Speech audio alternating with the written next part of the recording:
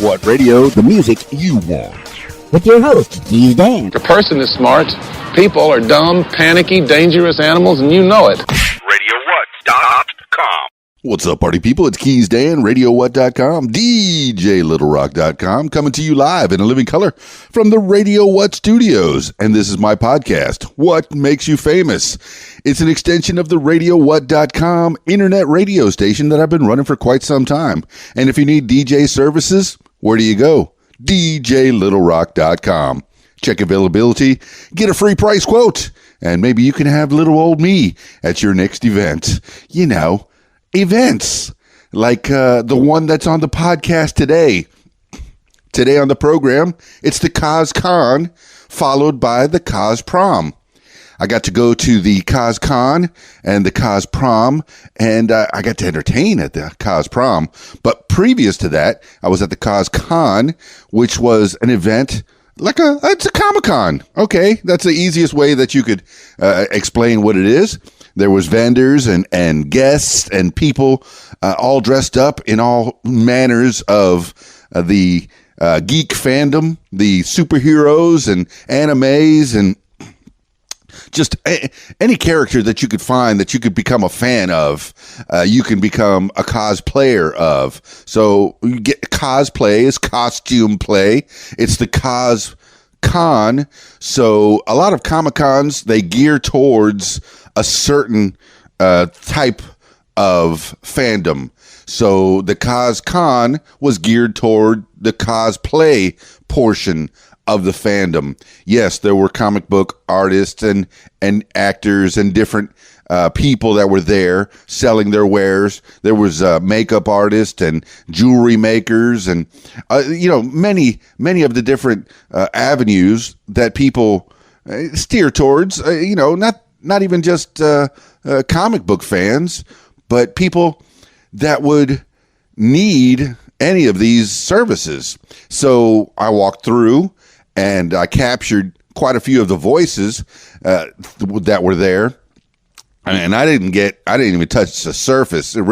I tried to talk to as many people as I could because I want them to have the residual. I want you to know about them and you to know how to get a hold of them. Or maybe if you were at the CosCon, maybe you forgot to get a card. And I want you to listen to this, and perhaps I got their voices and I tried to get all their information, how to get a hold of them after the con, and if maybe somebody else wanted to have them at their events or wanted to visit their store if they had a storefront, I wanted to make sure that people knew how to get a hold of the fine people. Oh my goodness, I met so many smiley faces over at the CosCon.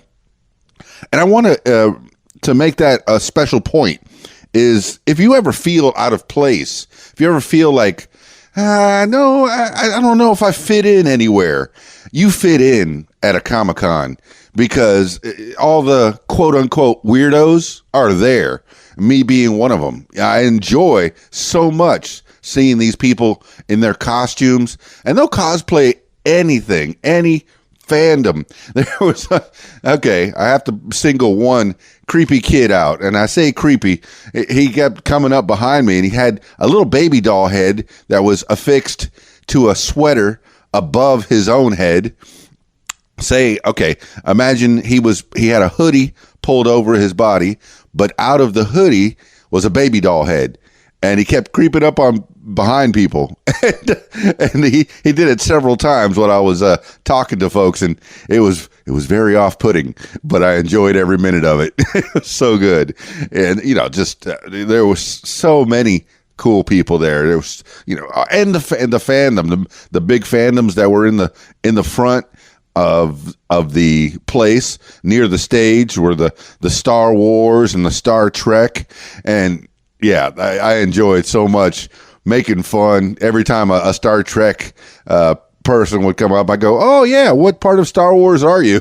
Oh, that joke never gets old. Okay, that joke got old the first time I said it, but I did it anyway because I'm that guy.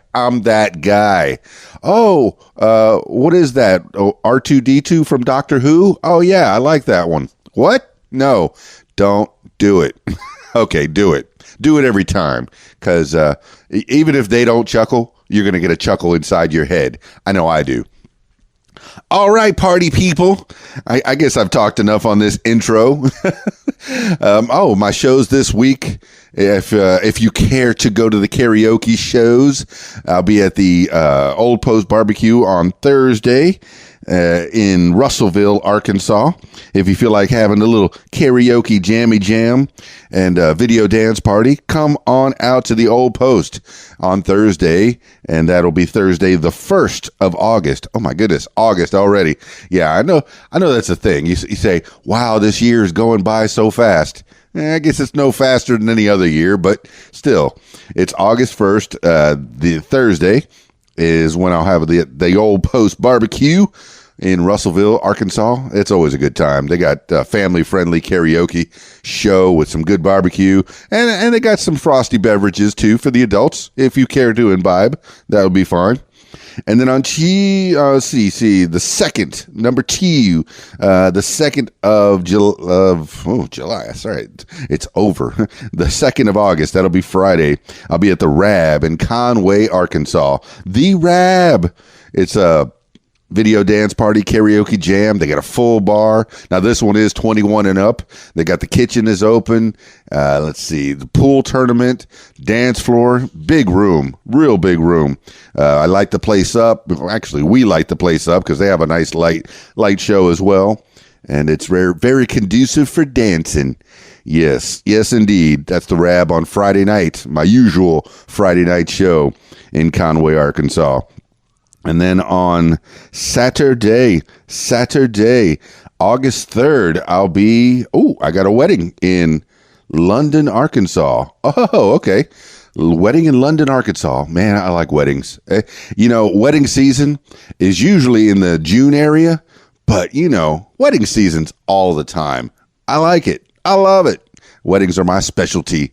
And they're, generally they're all the same, and then they're all different. You add your own little touches, and I'm happy to be there to help you with those little touches to make sure that that wedding is your wedding and not any other person's wedding.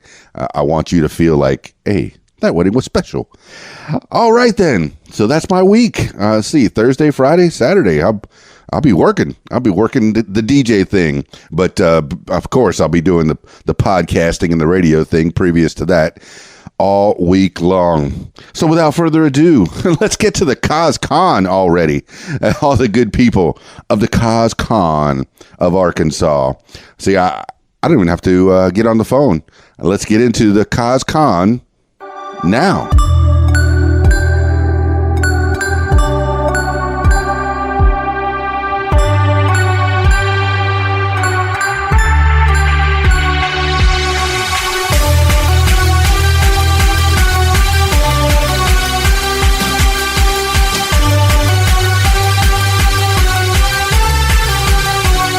What's up, party people? It's Keys Dan with RadioWhat.com, DJLittleRock.com, coming to you live in a living color. Well, I usually say this to Radio What Studios, but today it's the Little Rock Holiday Inn. I'm at CozCon, and if you weren't there, I know you're listening to this after the CozCon. If you weren't there, where were you? I'm giving you little highlights, little tidbits, little gems of what happened here. And who do I have in front of me? The one who started it all. It's Christine Higgins. Christine Higgins, tell us a little bit about what's happening here at the CozCon today. Chaos. Hey, we've got a whole bunch going on. We've got a bunch of fan groups and vendors and unique stuff. We have hidden loot all around our convention. We have an escape room. We have cosplay guests from out of state. We even have a free cosplay closet for those who need cosplays. So come and see us.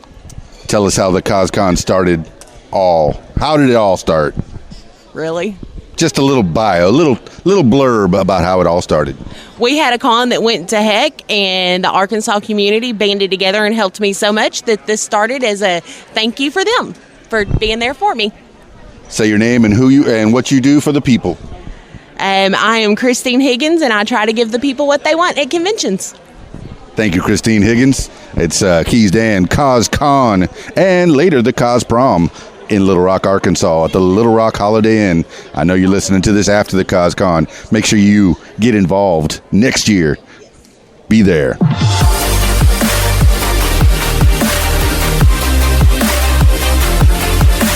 What's up, party people? It's Keys Dan, RadioWhat.com, DJLittleRock.com, What Makes You Famous podcast. Oh my goodness, I'm still hanging out at the Little Rock the Little Rock Holiday Inn. It's the CosCon, and who do I have in front of me?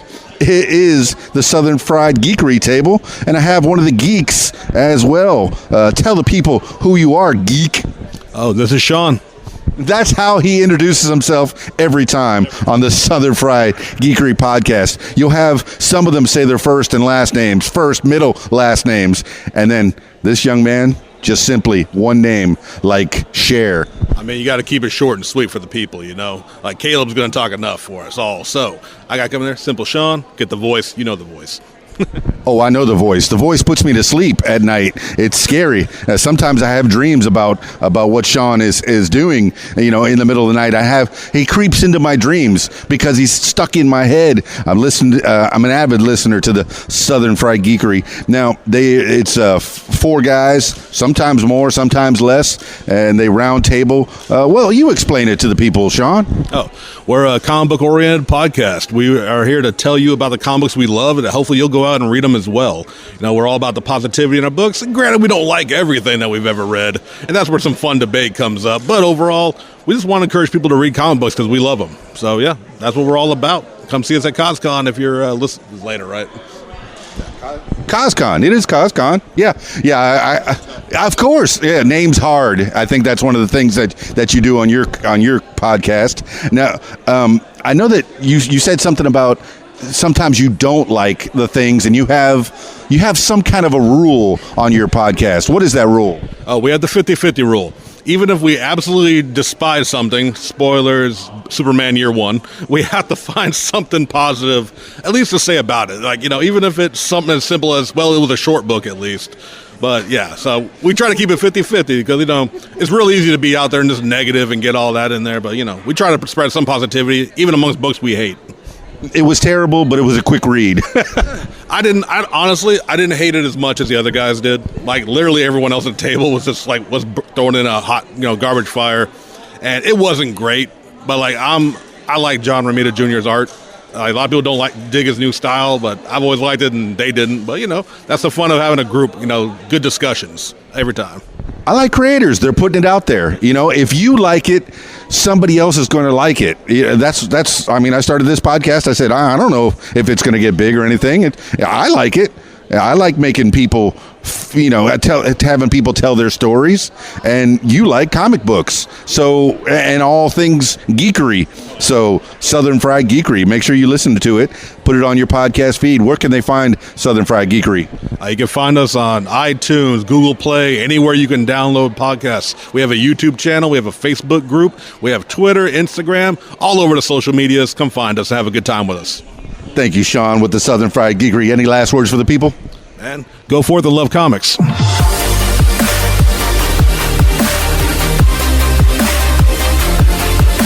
What's up, party people? It's Keys Dan, RadioWhat.com, DJLittleRock.com, the What Makes You Famous podcast, still coming to you live in a living color from the Little Rock Holiday Inn where the CosCon took place. I know you're listening to this after the CosCon is over, but I have some gems, some tidbits, some people that were here.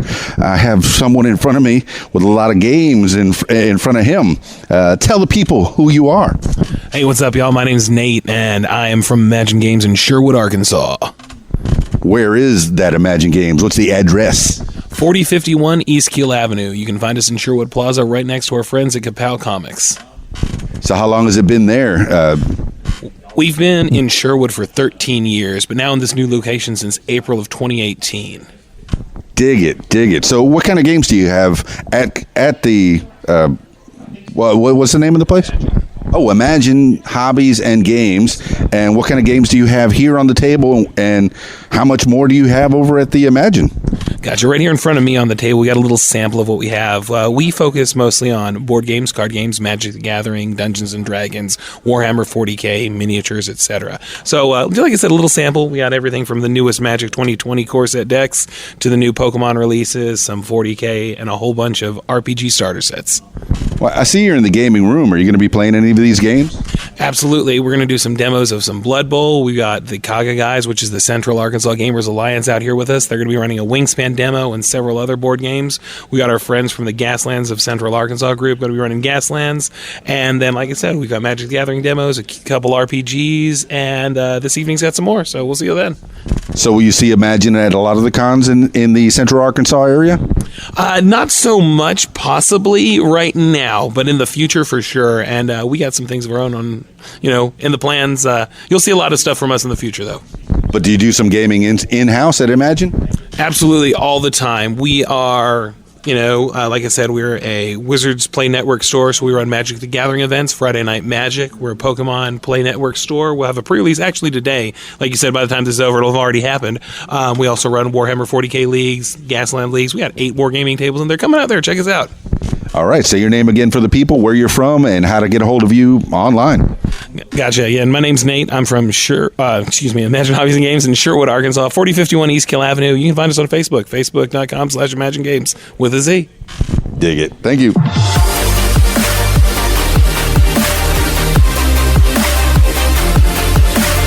What's up, party people? Keys Dan, RadioWhat.com, DJLittleRock.com, still coming to you live in living color from the CosCon at the Little Rock Holiday Inn. And this is the podcast, What Makes You Famous? And I have someone in front of me that was at the con. Tell the people who you are and what you do. Okay, my name is Dedrick Rogers. I go by the name of D-Raj Art, and I'm an artist. I do a lot of comic and sci-fi and movie scenes, a little bit of everything. I'm looking at a lot of. Explain some of these. Who are these characters on your artwork? And this is all you, D-Raj? Yeah, all me. We got everybody from the Jack Nicholson, the old school Joker, or what I call him, to the kind of updated Heath Ledger Joker. We got Stranger Things, and those of like me that are geeks probably love Stranger Things. Right. Got old school Freddy Krueger. Got a little Johnny Depp, Breaking Bad. Got Black Panther. We got Star Trek. Star Trek. Star Wars.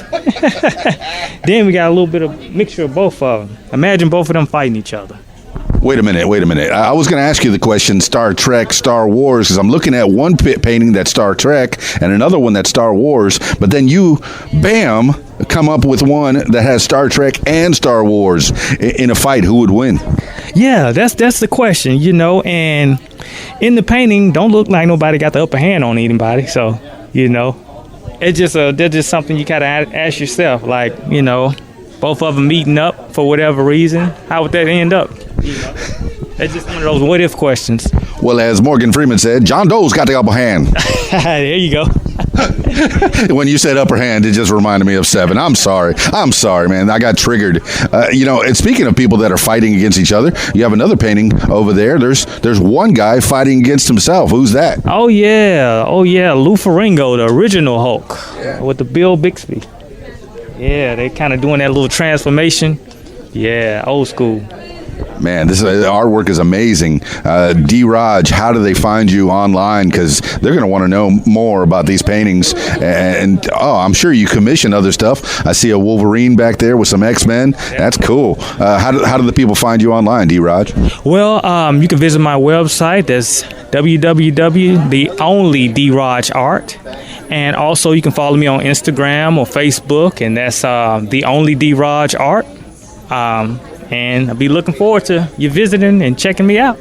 Thank you, D-Raj. Any last words for the people? Well, I hope everybody comes out and supports and enjoys the show. Thank you, D-Raj. Thank you.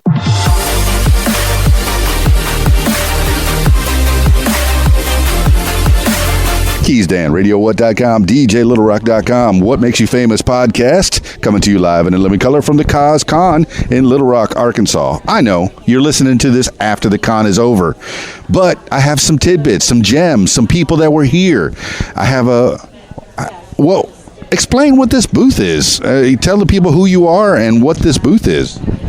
Well, I'm Cassie with Mary Kay, and we just have our booth set up for different makeup and skincare because cosplayers often want to do makeup for their costumes. That is an excellent idea. You wouldn't expect to see a makeup, a makeup artist. Are you a makeup artist?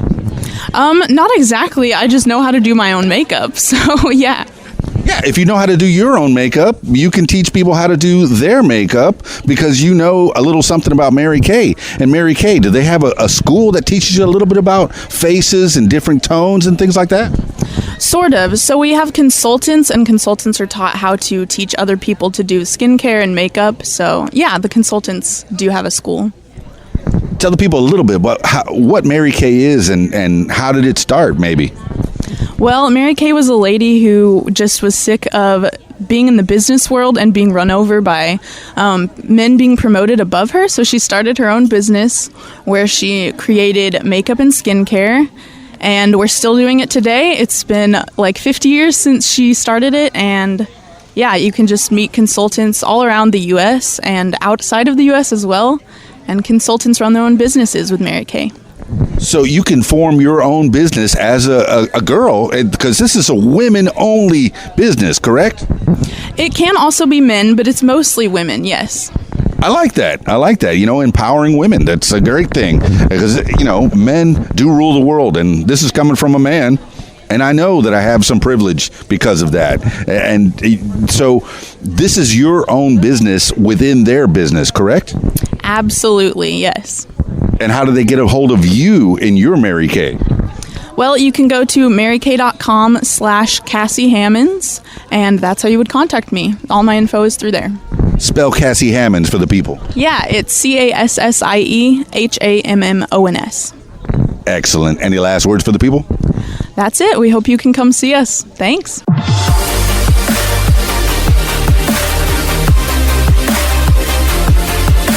What's up, party people? It's Keys Dan, RadioWhat.com, DJLittleRock.com, the What Makes You Famous podcast, still at the Little Rock Holiday Inn, CosCon today, CosProm tonight. If you weren't here, where were you? I know you're listening to this after the con is already over, but I had some people here, some gems. Well, this one actually has some gems on the table. Tell the people who you are. What are you doing at the CosCon? My name's Angel. I am owner of Angel's Creations. I create all kinds of polymer clay and wirework art. Well, you're creating stuff as you're talking right now. What are you creating for the people? Right now I'm working on wire-wrapped pendants. So I'm taking lapis stones and wire-wrapping them. So where do you find these stones? Do you go out and dig for them yourself, or is this something that comes to you? Most generally, I dig most of my quartz here in Arkansas, and then everything else I purchase through other people that dig it themselves. That is so funny. I just had a young man on the podcast named Ethan Bailey. He's out of Greers Ferry, Arkansas, and he says he goes, oh my goodness, I can't even remember where he goes, but he finds crystals in the ground, because you can find them all over Arkansas, the natural state. So this is a little tidbit for the tourism of Arkansas. Come on out and dig for gems. Now, what kind of gems do you like to wrap or do you use? I mostly use quartz because it's so easily found here in Arkansas. I do a lot of lapis because it's an energy stone. So that is definitely something that I love to work with. So all you comic book geeks, you've been looking for the Energy Stone, the Infinity Wars, all that stuff. If you could find your Energy Stones, where do they find them? The lapis, I purchased it online, but it's through... With you? How do they find you? Angel's Creations, and I'm on Facebook, and I have my own website, www.angelscreations.com. Excellent. Any last words for the people? Energy Stone. I love my Energy Stones. Come on out to Comic-Con and check us out. Excellent. Thank you, Angel.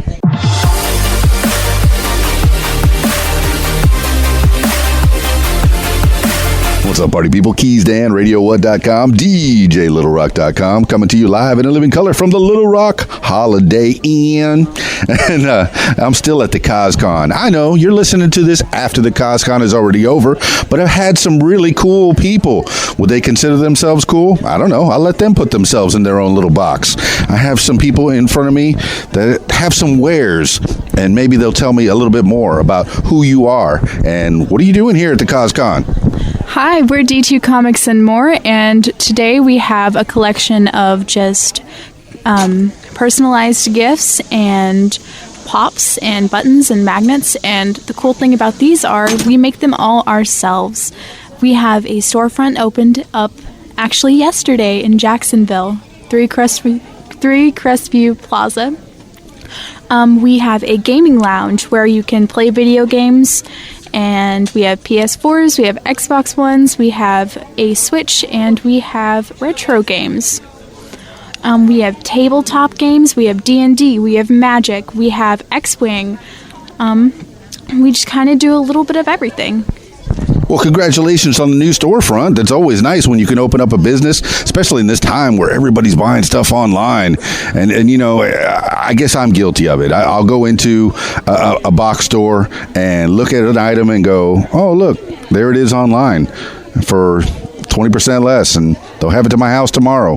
So it's kind of scary opening up a business, I think. Say your name for the people, and then tell me what made you want to go and open a store for this.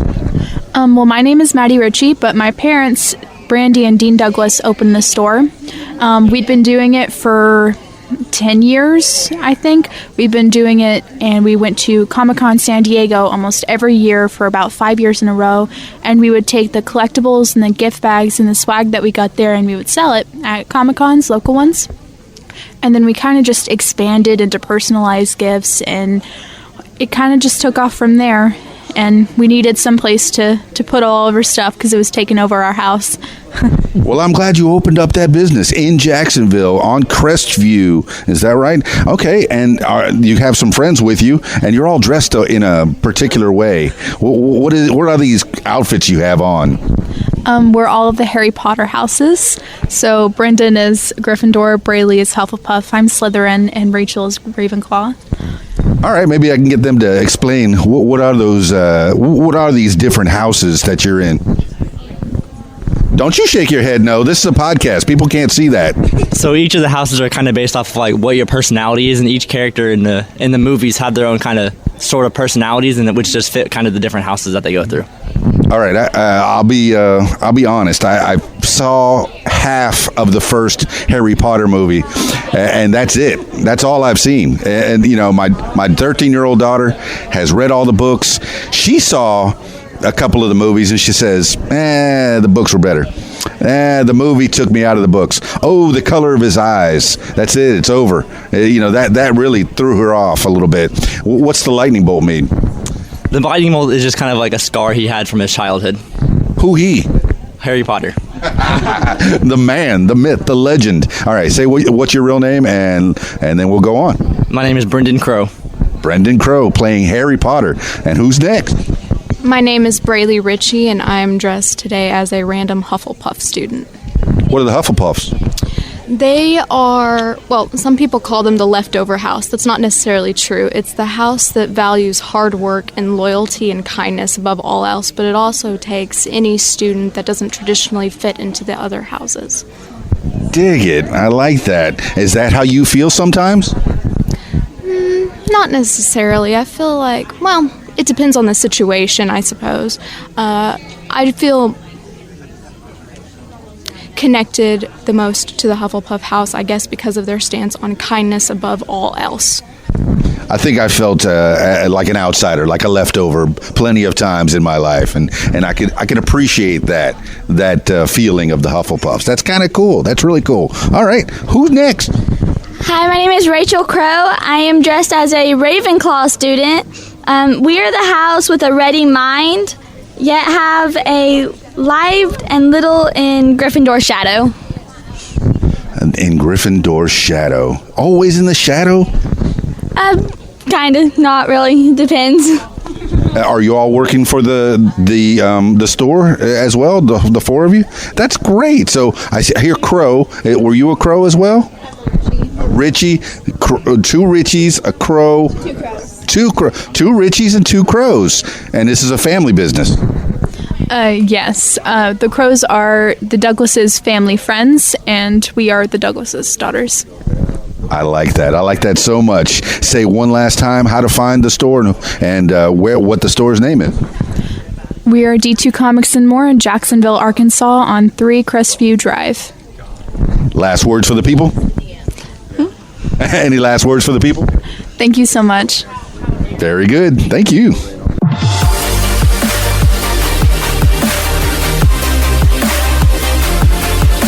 What's up, party people? Keys Dan, RadioWhat.com, DJLittleRock.com, live at the Little Rock International Airport at the Holiday Inn, and it's the CosCon. I know you're listening to this after the CosCon is already over, but I had some people here, and I have some people of nostalgia.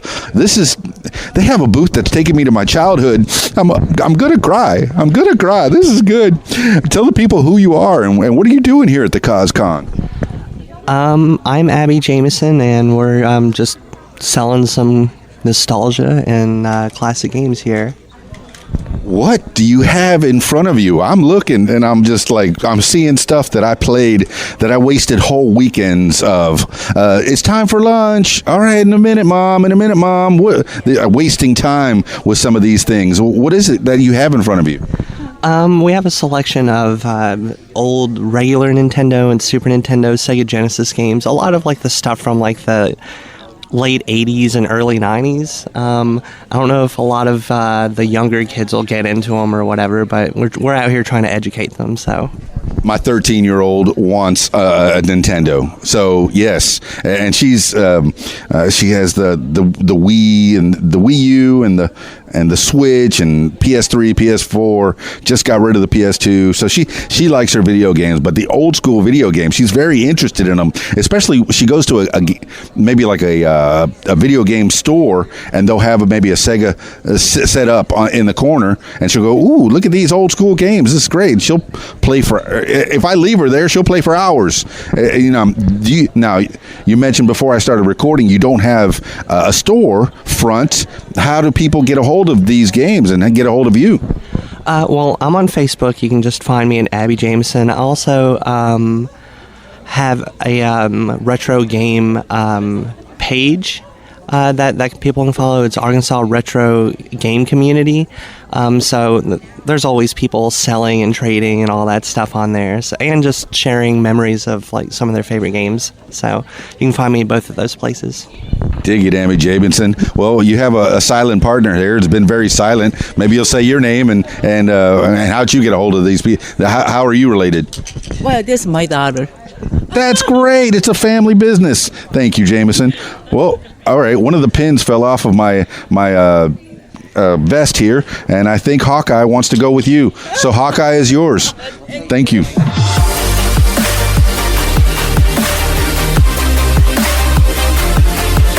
What's up, party people? Keys Dan, RadioWhat.com, DJLittleRock.com, the What Makes You Famous podcast, still live and in living color at the Little Rock Holiday Inn.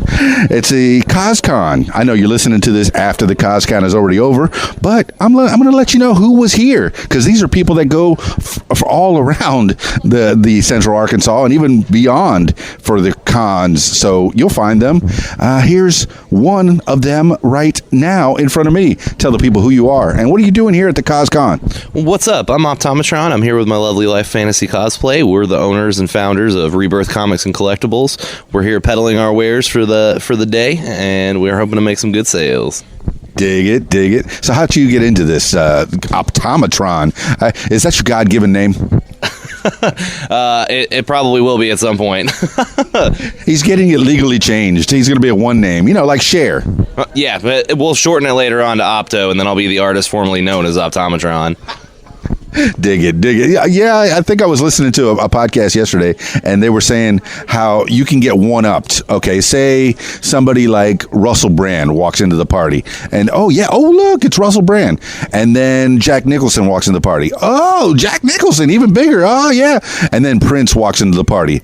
Oh, forget it. Yeah. You just got princed. So yes, one name could be the key to you being more famous than anyone. Optometron. So what kind of wares do you have at your Rebirth Comics? We sell mostly Funko Pops, old vintage toys. We have a lot of the Marvel Legends series, especially the Build-A-Figures, odds and ends, comic books, tons and tons of comic books, mostly exclusive items that are hard to find. And we also bounty hunt for people. So if there's something you're looking for that you can't find, message us, call us, however you need to get a hold of us, and we will track it down for you. Bounty hunt. That's a great way to describe it. Now, both of you, I see you got Optometron and then the Fantasy 3 cosplayer. She's on her phone. Just like all the young people, they're on their phones. They don't have conversations with people without being on their phones. Nah. And she's still not looking up. She's hardly looking up. Now, who's the best bounty hunter here? And I'll ask that one to Fantasy 3. The best bounty hunter? I have no idea. The best bounty hunter of the two of you. Who can find the item faster, better than the other? Probably him. I'm more of like the pricing and like financial stuff. He's about hunting stuff down, so. Say it again? I said I'm the marketing guru of the team, the dynamic duo. So you hit the streets, you find the goods, and then she will help market them. Yeah. That's a great team. That's teamwork, and that's a husband and wife team. That's a couple. They stay together, and they also cosplay. You're not cosplaying today, but I've seen you do some different characters, and I've also stalked your Instagram and Facebook. Yes, I am one of your biggest fans. I'm your number one fan. That doesn't mean that I'm going to take you and like strap you to and strap you down and then hobble your feet so you can't get away. That was deep. That was a deep cut. Those that have seen that movie will go, oh yeah, that was terrible. All right. So why aren't you cosplaying today? She will be in cosplay later. She just has to go change. She'll be Ariel from The Little Mermaid. I am not cosplaying because I have another event that I have to go to later this evening after the con is over and will not have time to change. It's a pretty full weekend for me. I'm also a streamer. I don't know if you've seen any of that stuff popping up lately. You can find me at twitch.tv/Optometron. And the response has been amazing. I've only been doing it for 2 months. I've already become an affiliate with Twitch, so I get paid to play video games, which is the most amazing thing that has ever come out of my mouth before. And my community is just blowing up.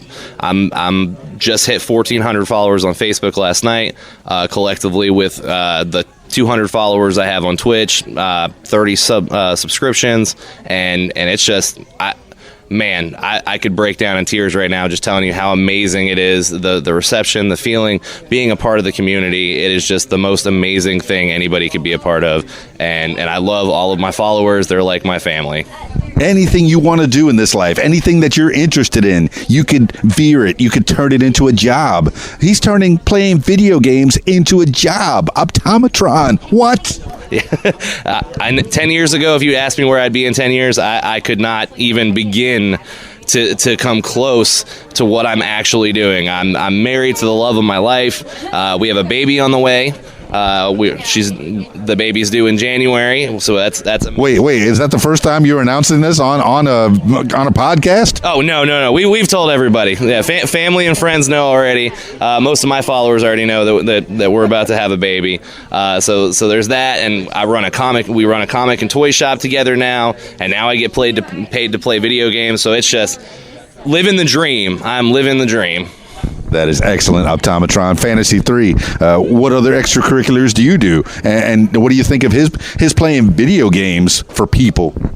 Well, I have to help him set up a lot of his stuff. I am, I guess, the technical guru for part of his stream. He doesn't quite get any of that. But my extracurriculars, I don't really have many. I play WoW on and off during the week. I raid on Wednesdays and Thursday nights, so that my Wednesdays and Thursdays are usually booked. And I've actually taken on a couple of cosplay commissions for people since, I'm pregnant. I'm kind of out of the game for a minute. So that's where my time's going. Congratulations on the baby. And I guess you can come up with your own OC, your own original cosplay, like the Pregnant Warrior. What do you think? Yeah, that's interesting. I do have one in mind that I want to do. I want to do Spider-Woman. And then whenever the baby comes, we do have a few cosplays picked out for that, the family cosplays. Oh, yeah. That baby's going to be a cosplayer. No chance. There's no chance that baby is not going to be a cosplayer or into any of this world of geekery that you have formed. And this is amazing. So I know we're going to do a full-blown podcast in the near future. Optometron and Fantasy 3 cosplay. Any last words for the people? As far as doing a full interview, we need to get Keys Dan to come on my show as well. Will do. You know I like to talk, even though I stutter. All right. Let the people know how to get a hold of you once again, Optometron. You can find our comic and toy business at Rebirth Comics and Collectibles on Facebook.com. You can find my streams at twitch.tv/Optometron. And all of our other links are posted there, YouTube, Twitter, Facebook, all that stuff. Thank you so much.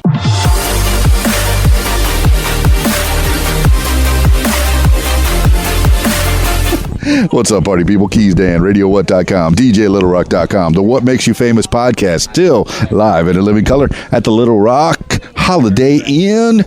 It's the CosCon, and then later tonight, the Cos Prom. I know you're listening to this after the CosCon and the Cos Prom are already over, but I'm giving you tidbits, little gems. I have a gem in front of me. She said she's camera ready. She certainly is camera ready. I wish I had video on this podcast, but she looks great. Who are you, and what are you doing here at the CosCon? I'm Becca Boos of Becca Boos Collectibles and Fun Toys, and I'm also the host of that GeekyCon, so make sure to check us out. Our first show was last weekend, and you feel free to ask any questions on there, or we want everybody to feel welcome and hope to see you all next year. What is that GeekyCon? It's located in Harrison, Arkansas, and it is just seriously full of love, and just we invite everyone to come, and we guarantee you're going to have a blast. So when is that GeekyCon, or is it something that just passed, you said? It happened last weekend, but we believe our date for next year is going to be July 17th and 18th.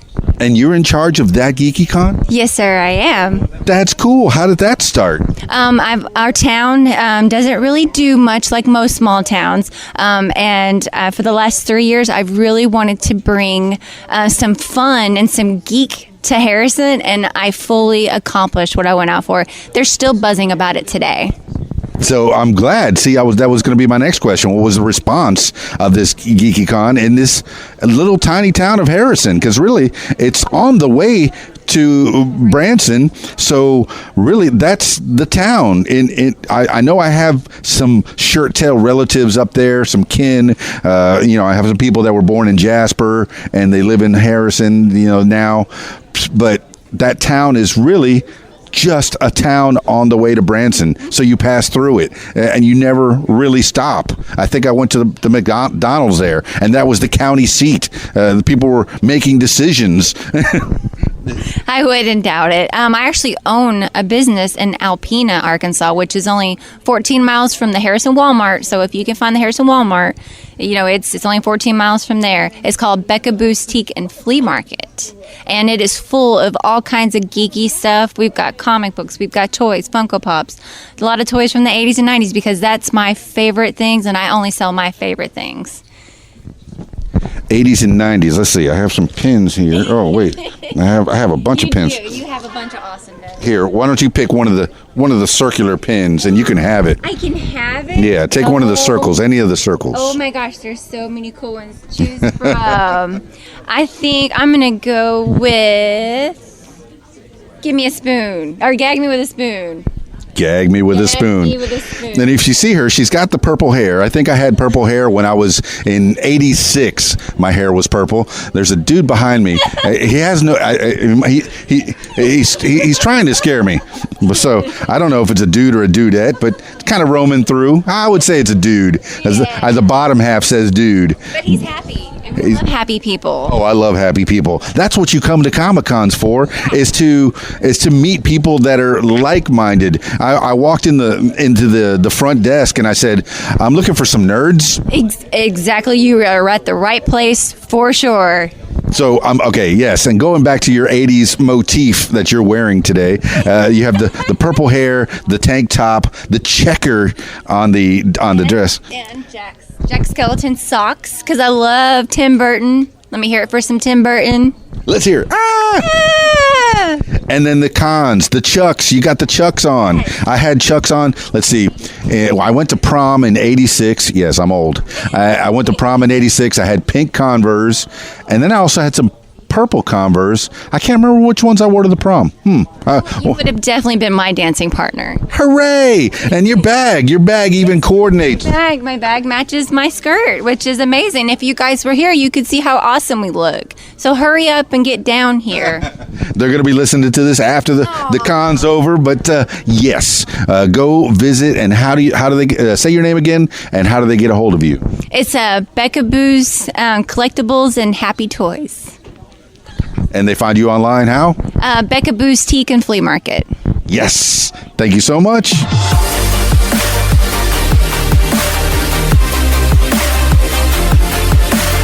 What's up, party people? Keys Dan, RadioWhat.com, DJLittleRock.com, the What Makes You Famous podcast. Still live and in living color from the Little Rock Holiday Inn. I like saying that. Holiday Inn. It sounds like a song. I think it is a song.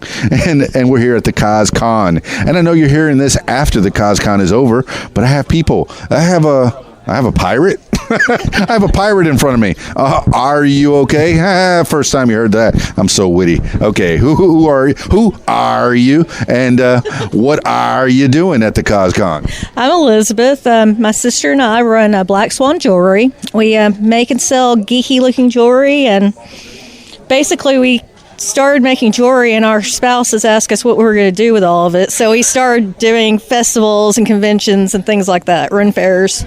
Very good. So what is this jewelry made out of, Black Swan Jewelry? Various. We make, we use resin, we use rhinestones, mixed media. Laura does things with bottles. She did one that was a swear jar.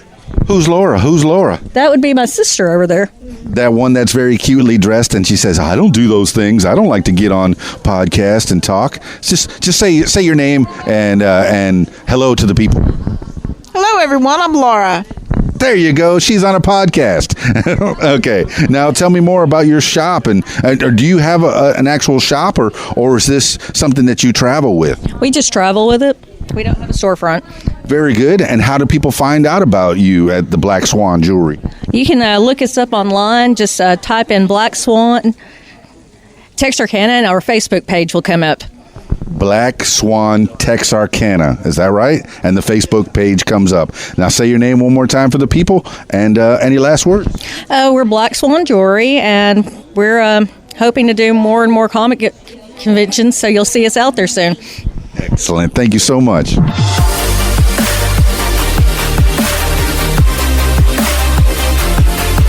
Keys Dan, RadioWhat.com, DJLittleRock.com, What Makes You Famous podcast. Still live and in living color from the Little Rock Holiday Inn.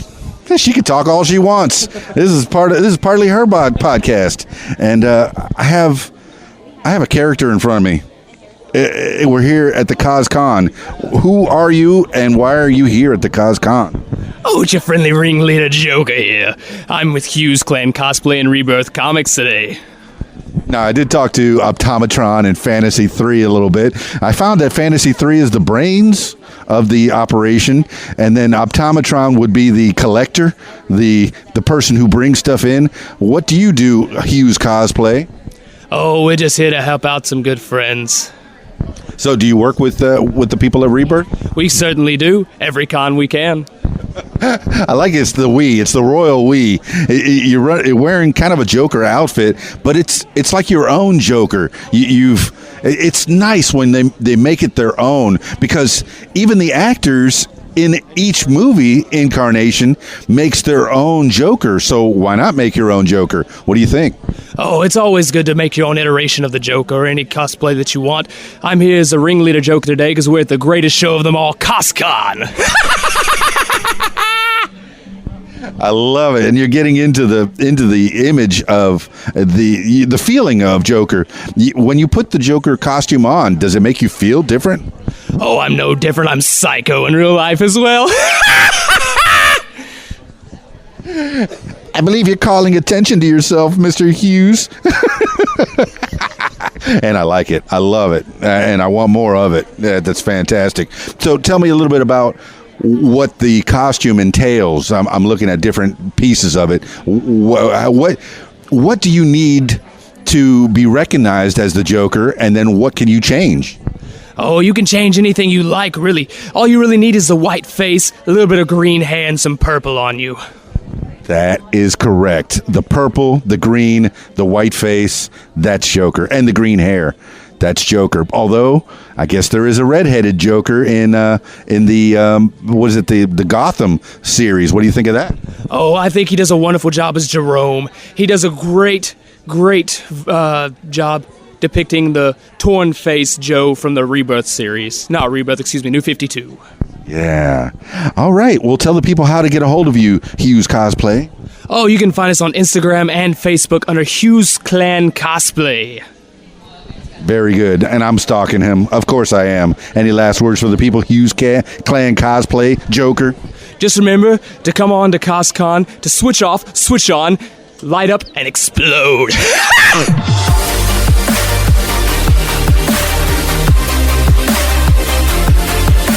What's up, party people? Keys Dan, RadioWhat.com, DJLittleRock.com, coming to you live in a living color from the What Makes You Famous podcast at Little Rock Holiday Inn, CosCon.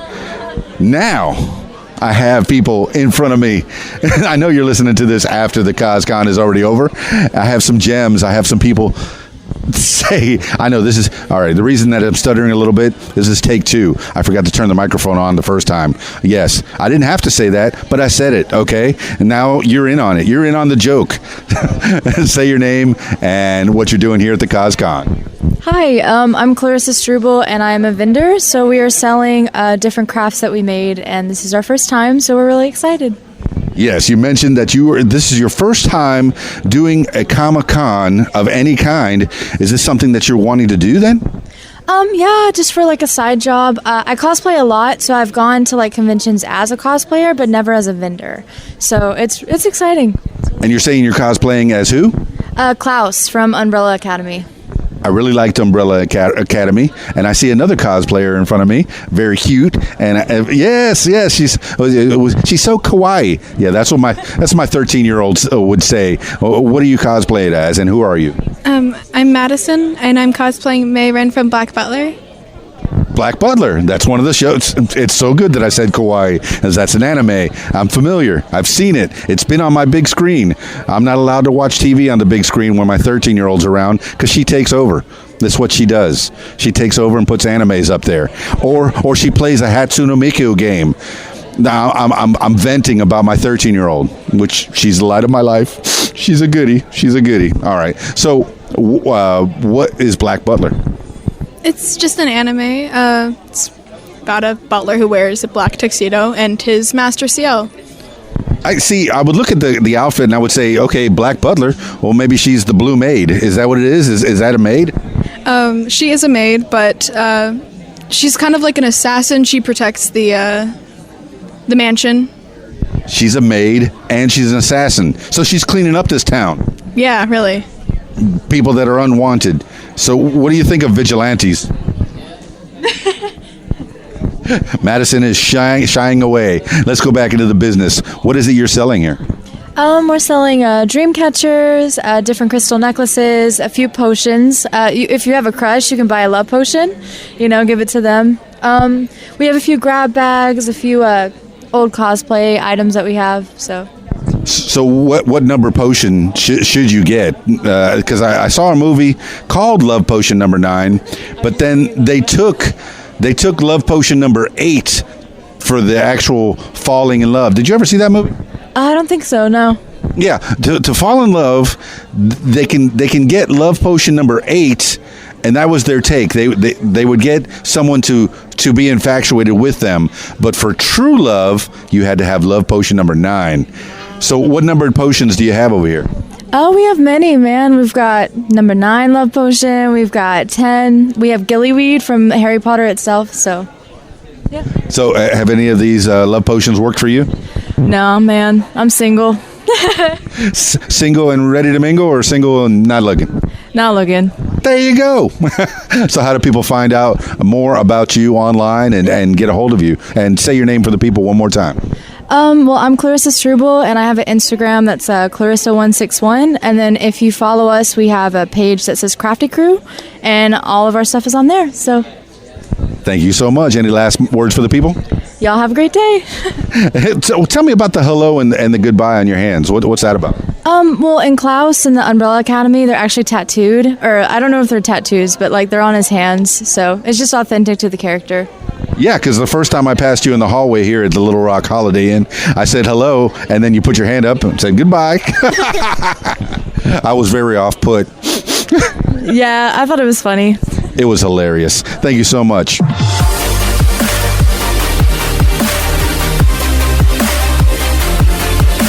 What's up, party people? Keys Dan, RadioWhat.com, DJLittleRock.com. What Makes You Famous podcast, still live in a living color from the Little Rock Holiday Inn, CosCon. I know you're listening to this after the CosCon is over.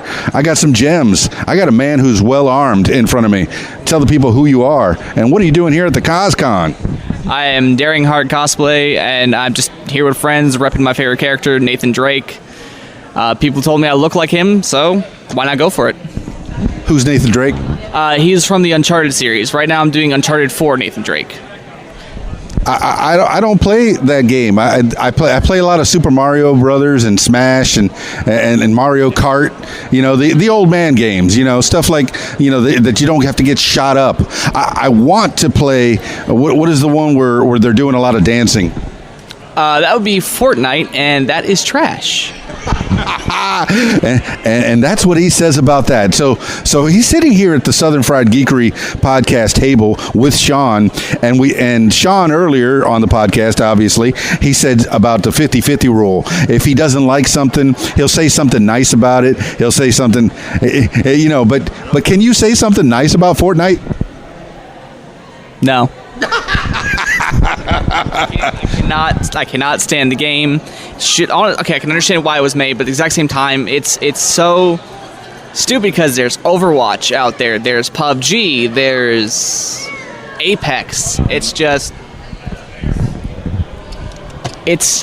can't get into the game. I've tried. It's just I don't get it. Okay.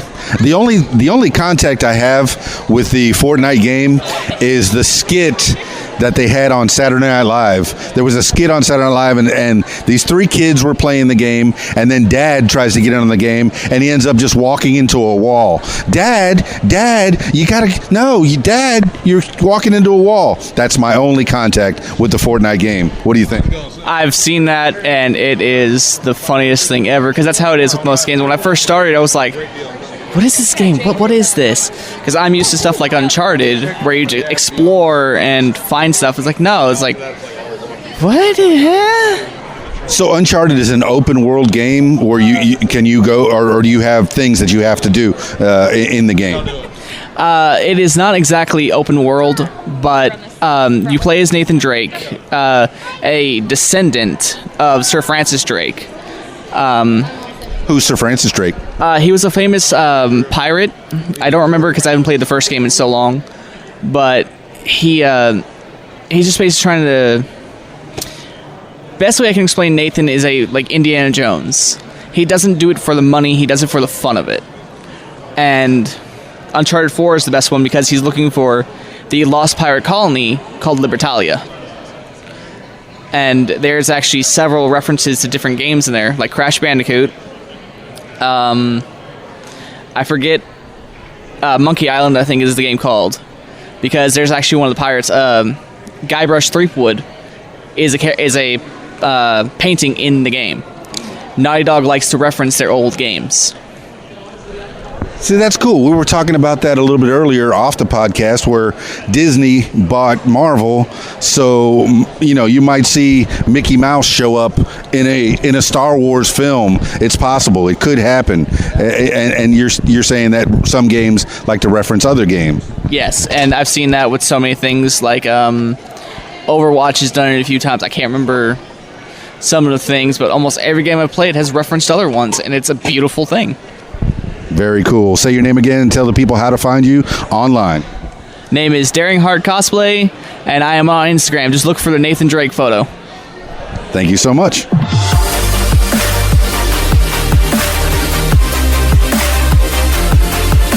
Keys Dan, RadioWhat.com, DJLittleRock.com, coming to you live in a living color from the Little Rock Holiday Inn CosCon. I know you're listening to this after the CosCon is already over, but I have some gems. In fact, I have at least one person that's been on this podcast before when I did the Heroes and Angels Con, but here he is again, and he's brought a friend, and the friend is admiring my buttons on my vest, and I encourage that said friend to look at one of the round buttons and grab one for you. Take it. Say your name and tell the people who you are and where you're from. Hey, my name is Wells. I'm dressed up here at Cosplay Con as Linda Belcher, so I'm just complimenting people, letting people know where the Bob's Burgers are, and just enjoying my day.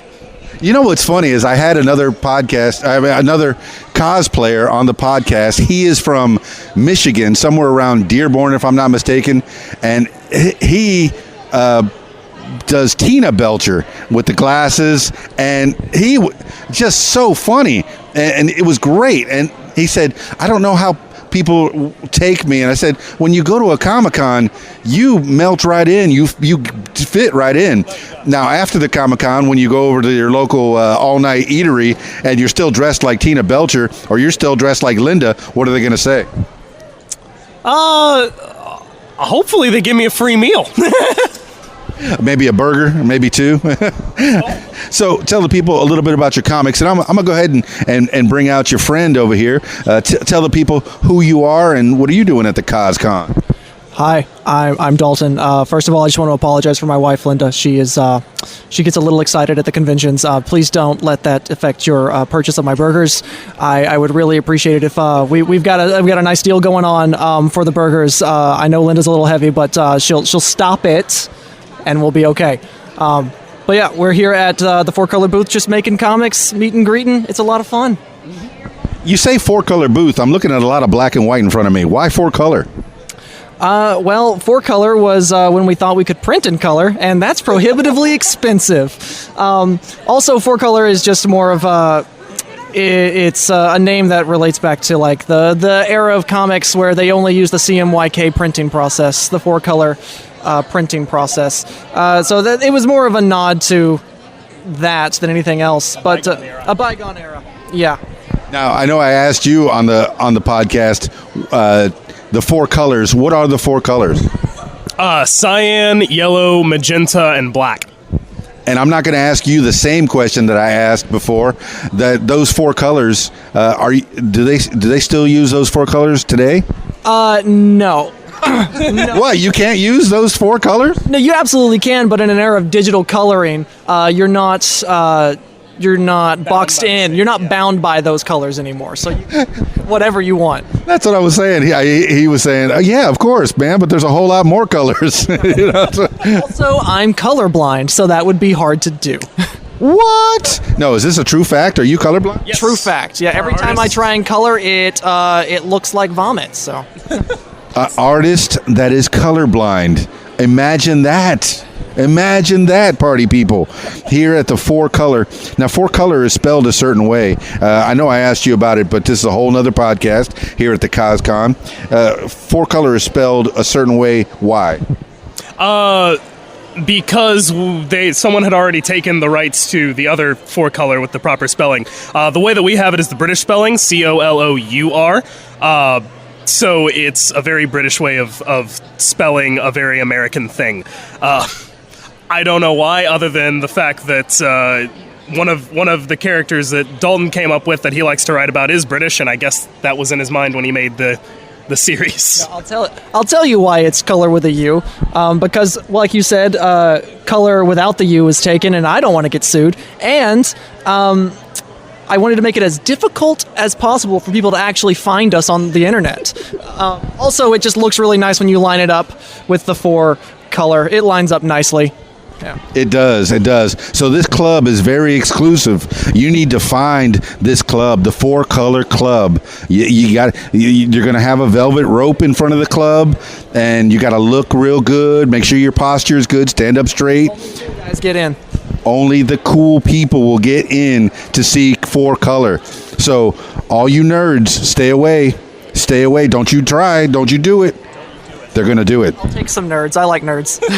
No, it's like when you told Baby Groot not to press the button. Yeah. Exactly. They're going to press the button. They're going to. But we do have something for everyone. We have all ages adventure.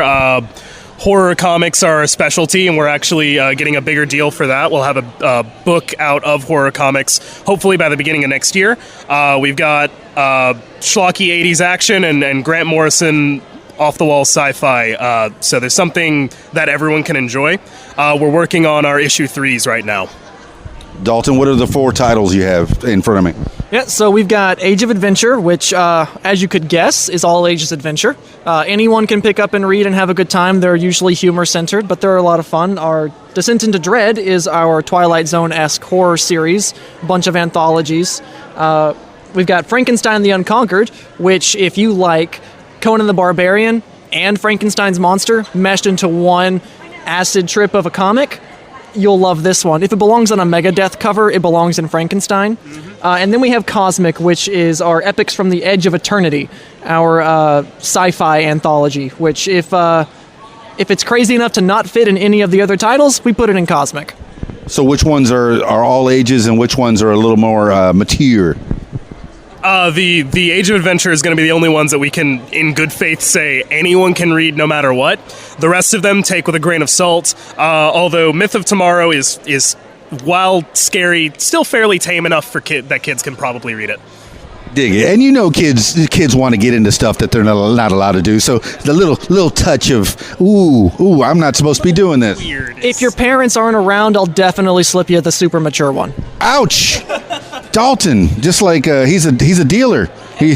Everyone should have the opportunity to experience something they're maybe a little too young to experience. I think I was 7 years old. I saw my first horror film, R-rated. I think it was called Death Ship. It was just, I should not be watching this film, Mom and Dad, in the drive-in, and it shouldn't be up on a 120-foot screen, Mom and Dad, where everybody driving by can see, Mom and Dad. When you have that moment when you're experiencing something, you're like, I think I might be too young for this, that means you're just the right age to experience it, and it's going to affect the rest of your life. Oh, yeah. No. I remember very distinctly, I think I was 8 years old, and I watched, what's that, The Green Mile, which is possibly one of the most just gut-wrenching, heartbreaking movies you can sit yourself through. And I was 8. I did not understand it well enough to really process what was happening. That might have affected my entire life. Sorry. Alien at 7 was what did it for me. Oh, Alien. That's a good one. That's a really good one. Yeah. Walking the Green Mile. Oh my goodness! All right, say your name one more time, and then say your name one more time, and then where can they find 4 Color Comics? Say your name. I'm Dalton. I'm Wells Thompson, and you can find us at 4colormedia.com, on Twitter at 4colorfun, or on Instagram 4color. All of those, the color has a U. Last words. Guys, it has a U. But it matches up so nice. The 4 and the color. Color. I got to say color because it's got a U in there. We should do that for now. All right, party people. Thank you so much. 4 Color Comics.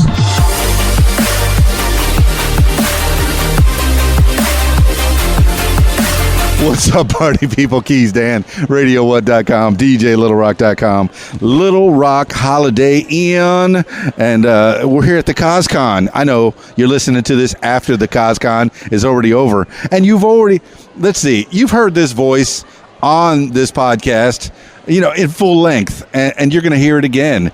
Who who are you, and what are you doing at the CosCon? I'm the Arkansas Iron Man. Hopefully y'all can hear me. I'm just back here watching She-Run Raven taking a bunch of selfies and watching kids come by and giving them trading cards. Other than that, it's never a dull moment. You know, the girl's about to rock this con, but first, let her take a selfie. I'm all about some selfies. It's good to take digs on your wife, until you get home.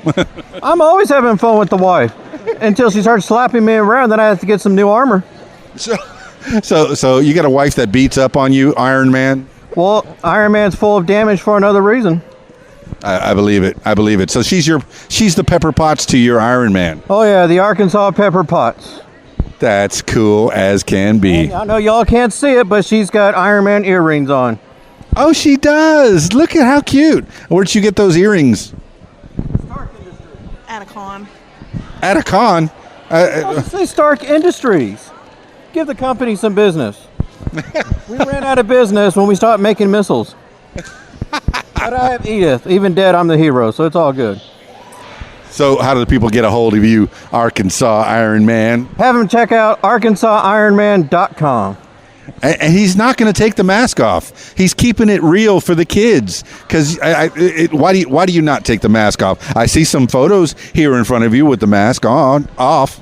Well, because according to the Marvel Cinematic Universe, Iron Man's dead, and I can't show people if I'm dead or not. Oh, spoilers! The Russo brothers lifted the ban 6 months ago, so it's all good. That is correct. If you don't know Iron Man's dead by now, you're not a fan. But I will say this: a source at Marvel told me he's coming back to stay calm. That's one thing about comic books. When they die, they don't stay dead. Man taught us that. Oh my goodness! I had the chance years ago when that Superman is Dead comic. I had the chance to get it when it first came out. I waited in line for 3 hours. I did not get it. I ended up getting the Superman Back to Life, the one with the 4 different Supermans on the front. I've lost it since then. You waited in line for that. Did you end up getting it? Oh, I sure did. It took me about 3.5 hours, but I got it. Do you still have it? I sure do. Is it still pristine, or have you read it? I've got 2, because even back then I was collecting comic books. I've got one that's still in the wrap, and one that's open because I had to read it. That's cool. See, it's good to read these comic books. It's good to read the books, but I know a lot of collectors will keep them pristine. Get 2. If you want to save them as the collectors, get 2. One to read and one to save. So you find the Arkansas Iron Man at nearly every con in Central Arkansas and lots of other places. What other events do you do, Arkansas Iron Man? Well, I do a lot of charity work, so if it's charity supposed to help kids, look me up. I'll be at that event. I don't take money. You can't put a price on stuff. My next public appearance will be at SpaCon, which I'm a featured guest. That is cool. And I'm looking, there's a lot of photos here, and there's another... there's a banner here that says all photos are free. Thanks for the support. So you don't take any money at all, Arkansas Iron Man? I can't take money off a character, and especially when it brings joy to kids. That's beautiful, Iron Man. You're representing the true faith of Iron Man. Just do it to help the people. Thank you. Thank you very much. And Arkansas Iron Man's wife, Pepper Potts, still taking selfies?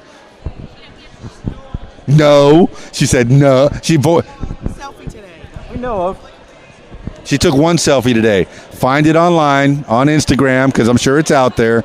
Stalk Pepper Potts, Arkansas Pepper Potts, and then Arkansas Iron Man. How do they find you online? ArkansasIronman.com. Thank you so much.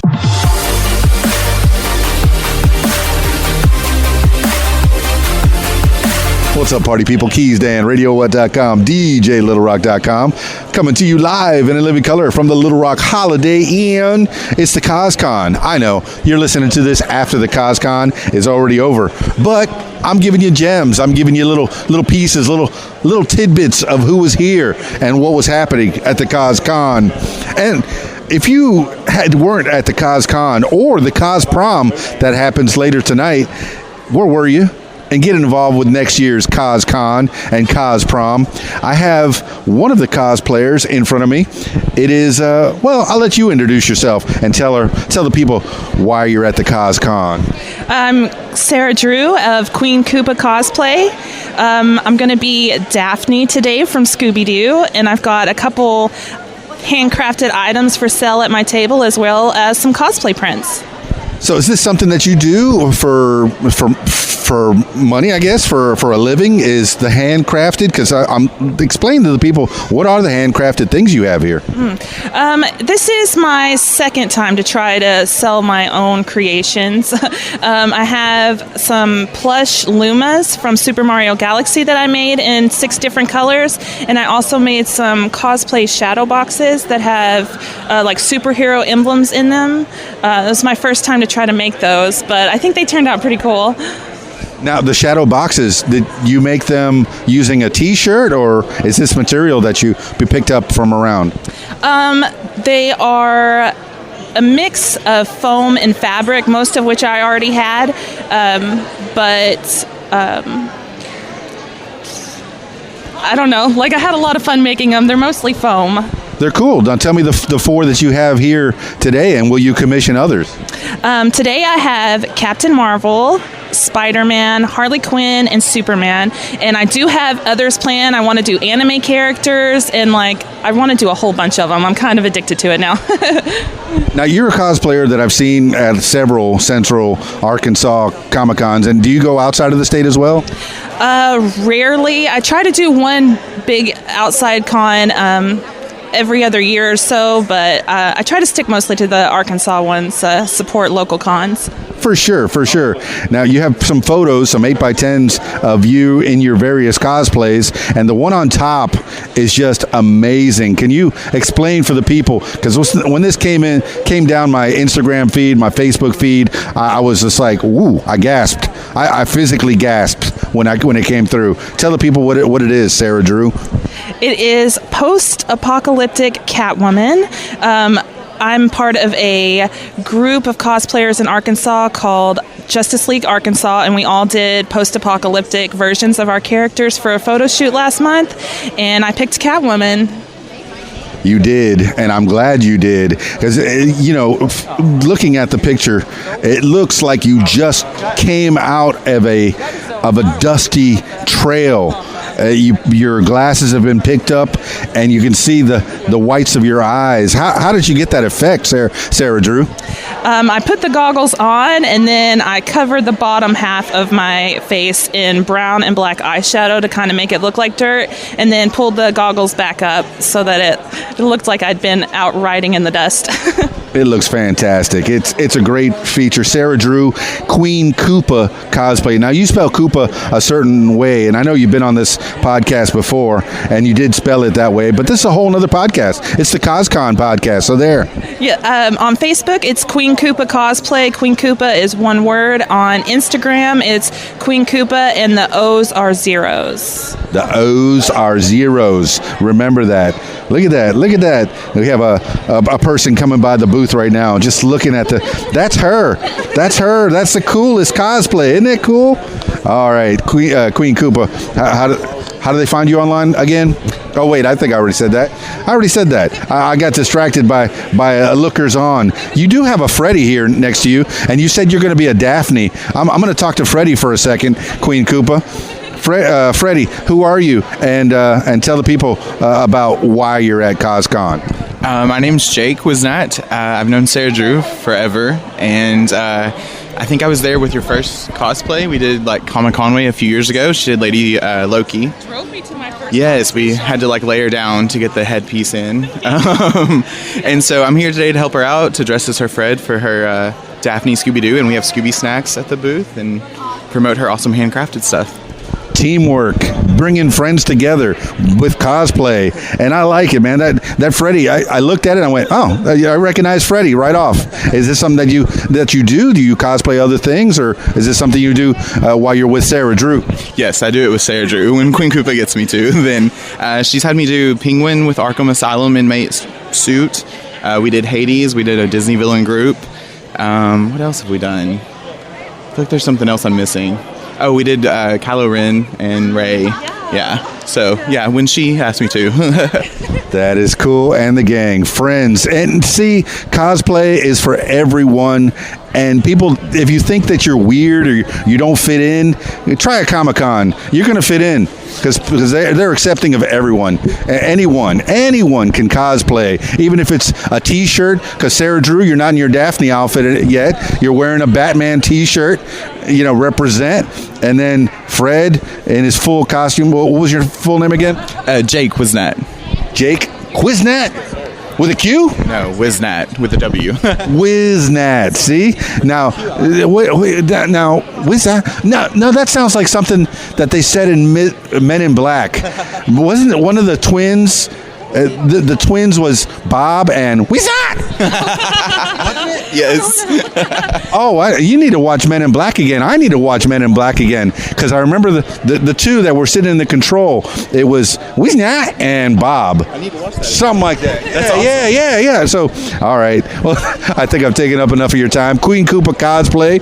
Are you on Instagram, on for social media at all? James Jacob 89 on Instagram and Twitter, all that. Yeah. So follow him. Ask for him by name, and then he'll be following Queen Koopa. Because not following willingly, because she'll be dragging him to cons everywhere. Thank you so much.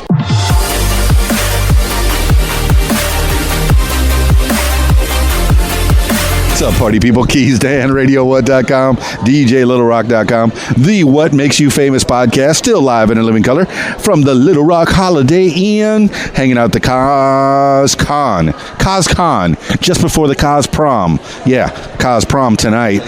Yeah, it's good for a cause. And I'm giving you gems. I know that you're listening to this way after the CosCon is over, but I have a voice that you've heard on this podcast before. Tell the people who you are and why are you at CosCon? Yeah, my name is Scott Bainey, and I actually got invited to be a guest here at CosCon. Of course, y'all can look me up. I've been in a couple different movies. One we're filming right now is called Slaughtery, and then the other one that I was in was Entrenchment. Yeah, tell me how the movies are doing, Scott Bainey. Man, they're doing pretty good. We enjoy making them. It's really fun. So I mean, it's just been a blast doing it. Where can people see the movies that you're in? Well, I mean, we work hard. So I mean, we like criticism regardless if it's good or bad. So I mean, it just makes us better, as an actor or whatever. Now, what genre of film are you in there, Scott Bainey? All these films that you've been involved in? Mainly horror. I mean, I love the horror genre, so that's mainly what I stick with. Now, we are doing a horror comedy after the Slaughtery movie, so it's going to be pretty funny. It's going to be a vampire based. It's going to be called Bubba Pyre. So we've already got that done. It's going to be the vampire only drinks the blood of the people that are inebriated, so it's going to be interesting. Now, you said Bubba Pyre, and it reminded me of Bubba Hotep, which is a great film. It kind of gave me that same feel. But you say it's vampires that drink the blood of who? Bubba is a redneck vampire, so that's why it's called Bubba Pyre. So he only drinks the blood of people that are drunk. So he wants to have fun, party, and get messed up too. That is cool as can be. Now, are you involved with the making of the films as well? The past couple that I've done, the Slaughtery and the Bubba Pyre will be all our production company. But one before that, it was not. I actually come on to make their props, and then ended up being the stunt double for Tyler Mane. So, I mean, a lot of folks know Tyler for playing Michael Myers and Rob Zombie's Halloween, and also Sabretooth X-Men, Joe Dirt, and a bunch of other good films, Troy.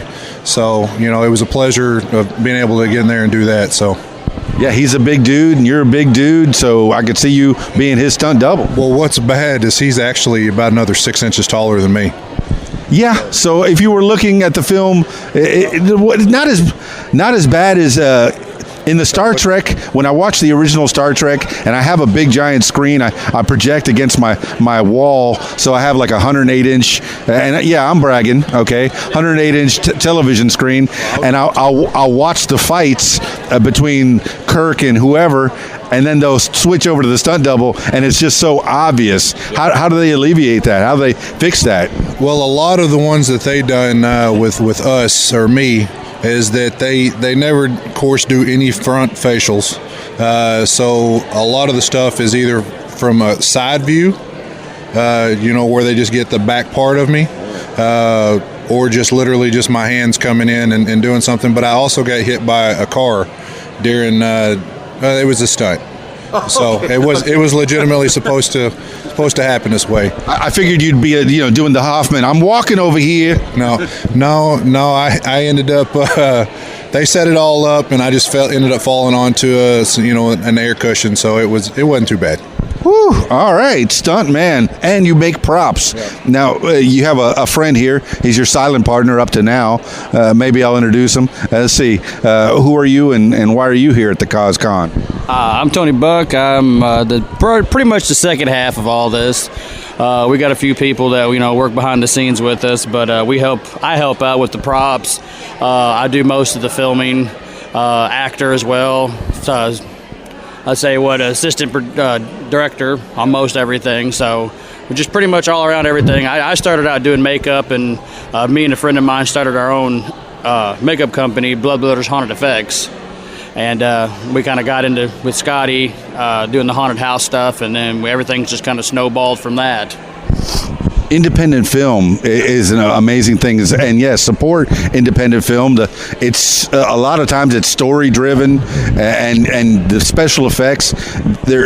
Are there more actual effects than CGI effects? Is that what you do? With us, we're all practical. So very little animated CGI stuff. We've got the capability, we've got the stuff to do it, but we prefer like the old 80s, style. If you see somebody getting their neck cut, there'll be a little bit of gush and stuff coming out like that. So we do more of the practical stuff than the CGI. But we just enjoy doing this. I mean, it's fun, and it all started with me doing Halloween parties at my house, and then turned into me doing the haunted house. I own a haunted house as well, and from the haunted house is us to making our props for the haunted house, and then turned into a side business where we sell stuff to theme parks, other movie productions, and then of course we do a lot of haunted houses as well. So we go to the big shows for like Trans World, was the biggest Halloween attraction show in the state, or in the United States. And then we do a couple other little smaller conventions, but that one convention usually sets us over for the entire year for a 3-day event, and I'm busy for the entire year.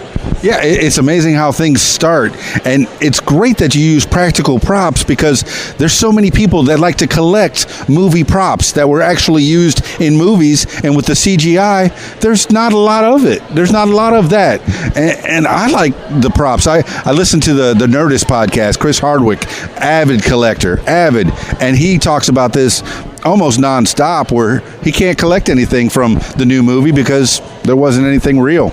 Well, the only things that's usually real in the movies anymore is more or less just the costume. They might have a couple little background things, in which we purchase a lot of that stuff as well to bring up here, but not for sale. We just want to display it, kind of get people to come over here and talking to us and all that, and it's a little conversation starter piece. So. Scott Bainey, you're the goods, man, and say your name again. Tony Buck. Tony Buck. Wait a minute. Midnight Cowboy? No. Kids, don't watch that movie. It affected me greatly. I think I watched it when I was way too young to watch that movie. Tony Buck. No, I don't think his name was Tony Buck in that. But the last name was Buck, though. Yeah. You want a cup of coffee? Yeah. All right, movies. I love movies, man. Scott Bainey and Tony Buck of our production company is called Scared City Productions. We actually also have a YouTube page. If you want to go in and check us out, we do some unboxings. We do tutorials of how to make some of our things that we sell and things like that. But it's Scared City Productions on YouTube. Come check us out. Yeah, I had you hit your head on a shovel last time we talked, and he hit his head with a shovel that looked so realistic, and it didn't hurt. It was foam rubber, no problem. Hit your head with a shovel, and come find Scott Bainey or Mr. Buck anytime. It was Tony has done it again, and it feels good. I know he's heard that his whole life, I'm sure. Thank you, Scott Bainey. Any last words for the people? Well, like I say, if I know it's going to be after this, but if you ever see us at a convention, don't be scared. Come up here and talk to us. You don't necessarily have to come in and buy anything. We just enjoy seeing people. Be a little scared. It's a scary booth.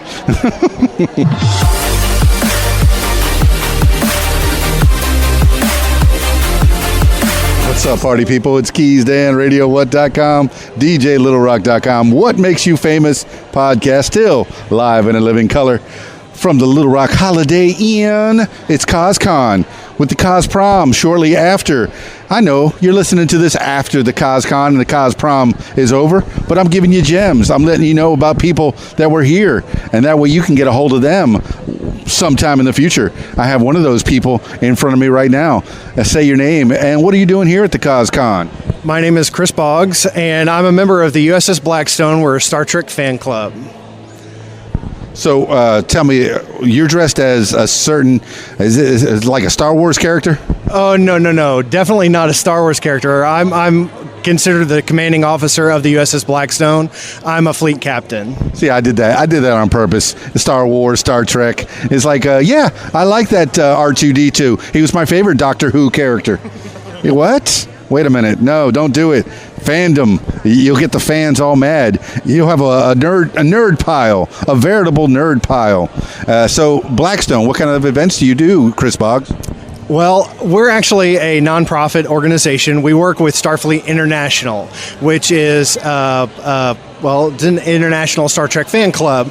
We do charity work. We do community service or stuff. We actually work here locally with Heroes and Angels, collecting money for them through various events that we do. We were just at Heroes and Angels Con a couple of months ago and had a really great time. And we're just here to have fun, man. It's a great day and a lot of really great people. So what's Heroes and Angels, and how do they help people? Heroes and Angels is a charity group that works with terminally ill children and their families. They collect money as well as gifts and gift cards. They work really hard for the families that are here in Central Arkansas that have kids that are going through treatment, whether it's cancer or whatever, at Arkansas Children's Hospital or, that whatever the case may be. We help the families out. We work really hard with them during the Christmas season to make sure that kids get an awesome Christmas, because no kid deserves to not have a fantastic Christmas. They get to see Santa Claus. They get to have a stocking full of gifts. They get to spend time just enjoying the season, because in all likelihood, you never know whether they're going to survive the year, and it's tragic to say that, but it's the reality of cancer. And our hope has always been that we will kick cancer. Yeah, and you want to give the kids a happy time while they're here. You don't want to see kids sad. Yes, they're in the hospitals all the time. They're getting treatment all the time. You got to put a smile on their face, and that's what you do, Chris Boggs. Yeah, and it's not just the kids themselves, it's also their families too. Their families have gone through a lot, and they deserve to have a moment where they can go, and just be able to sit back and watch their children and their eyes all aglow and just having a great time. And it's not just Christmas time. We do things throughout the year. We're always planning something. There's always going to be an event. There's always the opportunity, and if you can give deep, because children deserve everything. I once heard Whoopi Goldberg say that why can't we make the world Disneyland for a child? And truly, that's what our goal is as adults, is to make sure that children have everything that they need to have a wonderful growing up. Absolutely, Mr. Chris Boggs. That's great that you're helping kids and their families, because once a child has cancer, one of the parents generally has to quit their jobs and take care of that kid. So that's a financial hardship right there. And you're helping those people, Chris Boggs, with your group, the Blackstone, the USS Blackstone, and that's a Star Trek thing. I know, I was playing in the beginning. It's not Star Wars. It's not Doctor Who. Even though I do like those things, it's Star Trek. So you're Star Trekking. What are you doing? What do you do at cons while you're here, Chris Boggs? Well, we collect money for a charity that we're working for, whether it is one that's designated by the con itself, because there are several that they are working, a portion of the money goes towards whatever charity they're doing. We'll work in conjunction with them. In this case, this weekend, we're working with Heroes and Angels and collecting funds for them. All the money goes to them. We don't take a dime of it. We do this because we enjoy it. We love dressing up. We love Star Trek. We love Star Wars, and we love Doctor Who, and all those things. We're just big geeks, we just have a great time. It doesn't matter what it is. We could just be sitting around in T-shirts and jeans, and we're going to have a good time. So. Always a pleasure to see you, Chris Boggs. How do they find out about you online? You can find us on Facebook at the USS Blackstone. You can also look at Starfleet International or SFI.org, and there'll be a listing for our chapter here in Central Arkansas. We meet at Spec Ops Game Lounge on the third Monday of every month, and you can come out. It's free to join. Just have a great time and geek out. Fantastic, Chris Boggs. Last words for the people? I really don't have anything. Live long and prosper. Excellent. That's my Facebook picture is me putting up the sign saying live long and prosper. I put that up this morning. Yeah. All right, Chris Boggs. Thank you.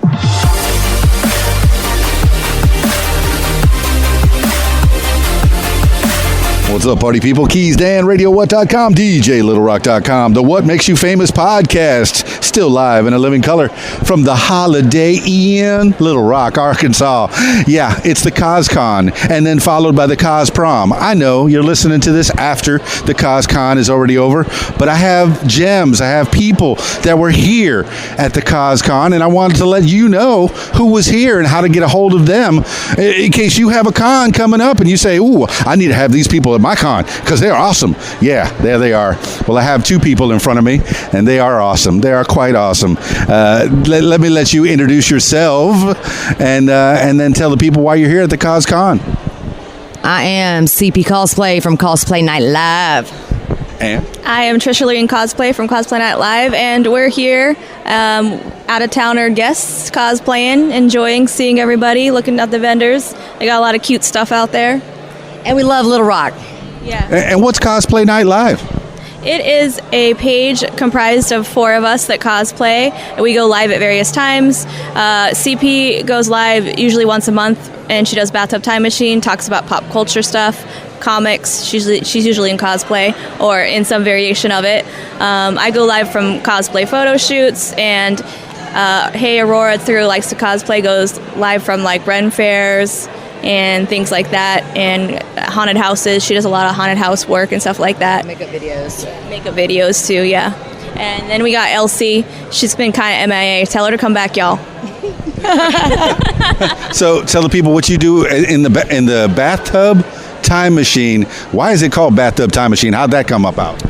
Well, we were actually in a hot tub, and the first time, me and Elsie were in a hot tub, and so we called it a hot tub time machine. Well, I don't have a hot tub at home, so we got in the bathtub, and we called it Bathtub Time Machine. And it was every Wednesday. We might bring it back more later on, but it's once a month. Y'all should tune in on Cosplay Night Live. It comes out on Wednesday nights at 9 p.m. Central. So still Central Time, because time zones, especially because I do this podcast with people all over the world. So timing is so much fun. I had one in Australia, one in England, one in Canada, and then even across this country. When you say Central Time, and you go, oh yeah, Central Time +5, carry the 1 ×2, math hard, math very hard. So. You're from out of town. Where is your cosplay located? Is Trisha first? Colorado Springs, Colorado. So I'm Mountain Standard Time. Mountain Standard Time. So if I wanted to do a full-length podcast with you, I would say, 7:30 Central Time. You would go -1, 2. 6:30, 1 hour. Okay, see, even 1 hour is hard for me. So, okay, and then you're still Central Time. Where are you located out, CP Cosplay? Jackson, Tennessee. Jackson, Tennessee. Where in? See, I'm not familiar with where Jackson is in relation to Nashville or Memphis. Right between them. Right between them. Excellent. Okay, so did you drive out or fly out? Drove. And then you drove out as well? I flew. That's right. You fly from Colorado. And since we're hanging out here at the Little Rock Airport Holiday Inn, it was kind of, are you seeing the sights of Little Rock, or have you primarily just come from the airport to the Holiday Inn and done? I came right here at midnight last night. I got in at like 11:30, so I haven't been outside this hotel. Except we did go to the Waffle House across the street. It was delicious. Okay, that's what people do in the middle of the night. They go to Waffle House. You know, people laugh at policemen because they go to the donut shops. Well, guess what? That's the only thing open at that time of the night if you're working the overnights. So, yes, cops are hanging out at the donut shops and the Waffle House. And did you go to the Waffle House as well, CP Cosplay? Yes, I did. I love Waffle House. What was your food of choice? Cheesy eggs and hash browns and a side of waffle. That's a good hearty meal. This dainty little woman said, "No, give me the good meal." You know, I don't like going out with a girl and she'll say, "Oh, just give me a piece of lettuce with a side of water." Is that something you do, Trisha? Oh no, I want a steak and maybe a glass of Moscato wine. What is she? My mouth is watering. You hear me? My lips are smacking already. What did you have last night at the Waffle House? I had a classic waffle with a side of bacon. It was good. See, I like things covered and smothered. Have you seen the size of me? Yeah, covered and smothered. Thank you very much. All right, so have you had a lot of traffic up here, cosplayers? A little bit, yeah. A little bit. And what are you cosplaying as? I see some of the outfit I recognize, but then the headphones are kind of throwing me off a little bit. It's the Overwatch Harley. It's a mashup. Yeah. I like a mashup. I like a good mashup. Overwatch Harley. And the Overwatch part would be the headphones. What is Overwatch? And the suit. It's a video game. Is this a game that you play? Yeah. No. See, I don't play it either. It might be an anime too. And what are you dressed as, Trish? April O'Neil from the original Teenage Mutant Ninjas cartoon. Yeah. Who's your favorite turtle? Leonardo. Yeah. Why? I don't know. I just thought he was like smart and good head on his shoulders. I related to him. You know, everyone likes Raphael or Michelangelo typically. But yeah, I don't know. I just feel like Leonardo, he was level-headed, and I appreciate it. I needed that in my life when I was little. So Leonardo is the smart one? Is that it? Yeah, I think so. You like a smart fellow? I do. Nerds, there's still hope. You can get a pretty girl to like you. Yeah, nerds. All right. Yes, there is hope. I have two pretty girls in front of me, and they are fantastic. Find them online. How do they find you, CP Cosplays? Type in CP Cosplays with S. And how do they find you? Trisha, what was the last name? It's Trisha Lorene, so it's like TRICIA space LORRENE cosplay. Trisha Lorene cosplay or Cosplay Night Live. Cosplay Night Live, you can find you both. On Facebook, yeah. And then all your links are probably on there somewhere? Yep, Cosplay Night Live has all of us, yeah. Stalk these girls. They're fun. They're a lot of fun to watch. And they're fun not only because, they're pretty girls, okay, but they also have some good information, too. And if you're bored, they're entertaining, so entertaining. Get to know them. You'll be a much better person. Cosplay Night Live. Any last words for the people? CP Cosplay?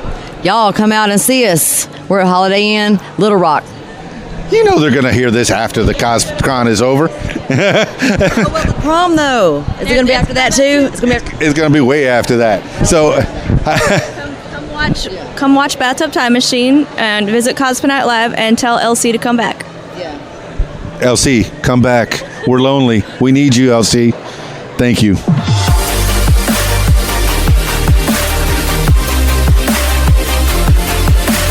What's up, party people? It's Keys Dan, Radio1.com, DJLittleRock.com. The What Makes You Famous podcast, still live in a living color from the Little Rock Holiday Eon. It's the CosCon, and yeah, I'm laughing. I forgot to hit to play, and I don't have to tell you that. I didn't have to tell you that I forgot to hit play, but it's real.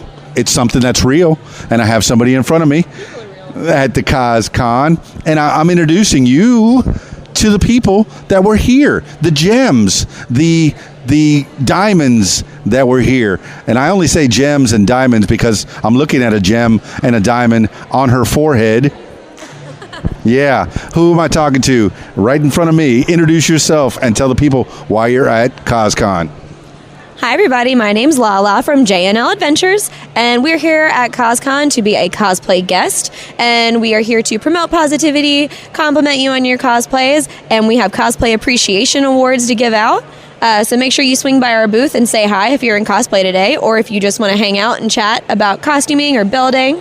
We're here to answer your questions and get to know you guys. Tell the people who you're cosplaying as.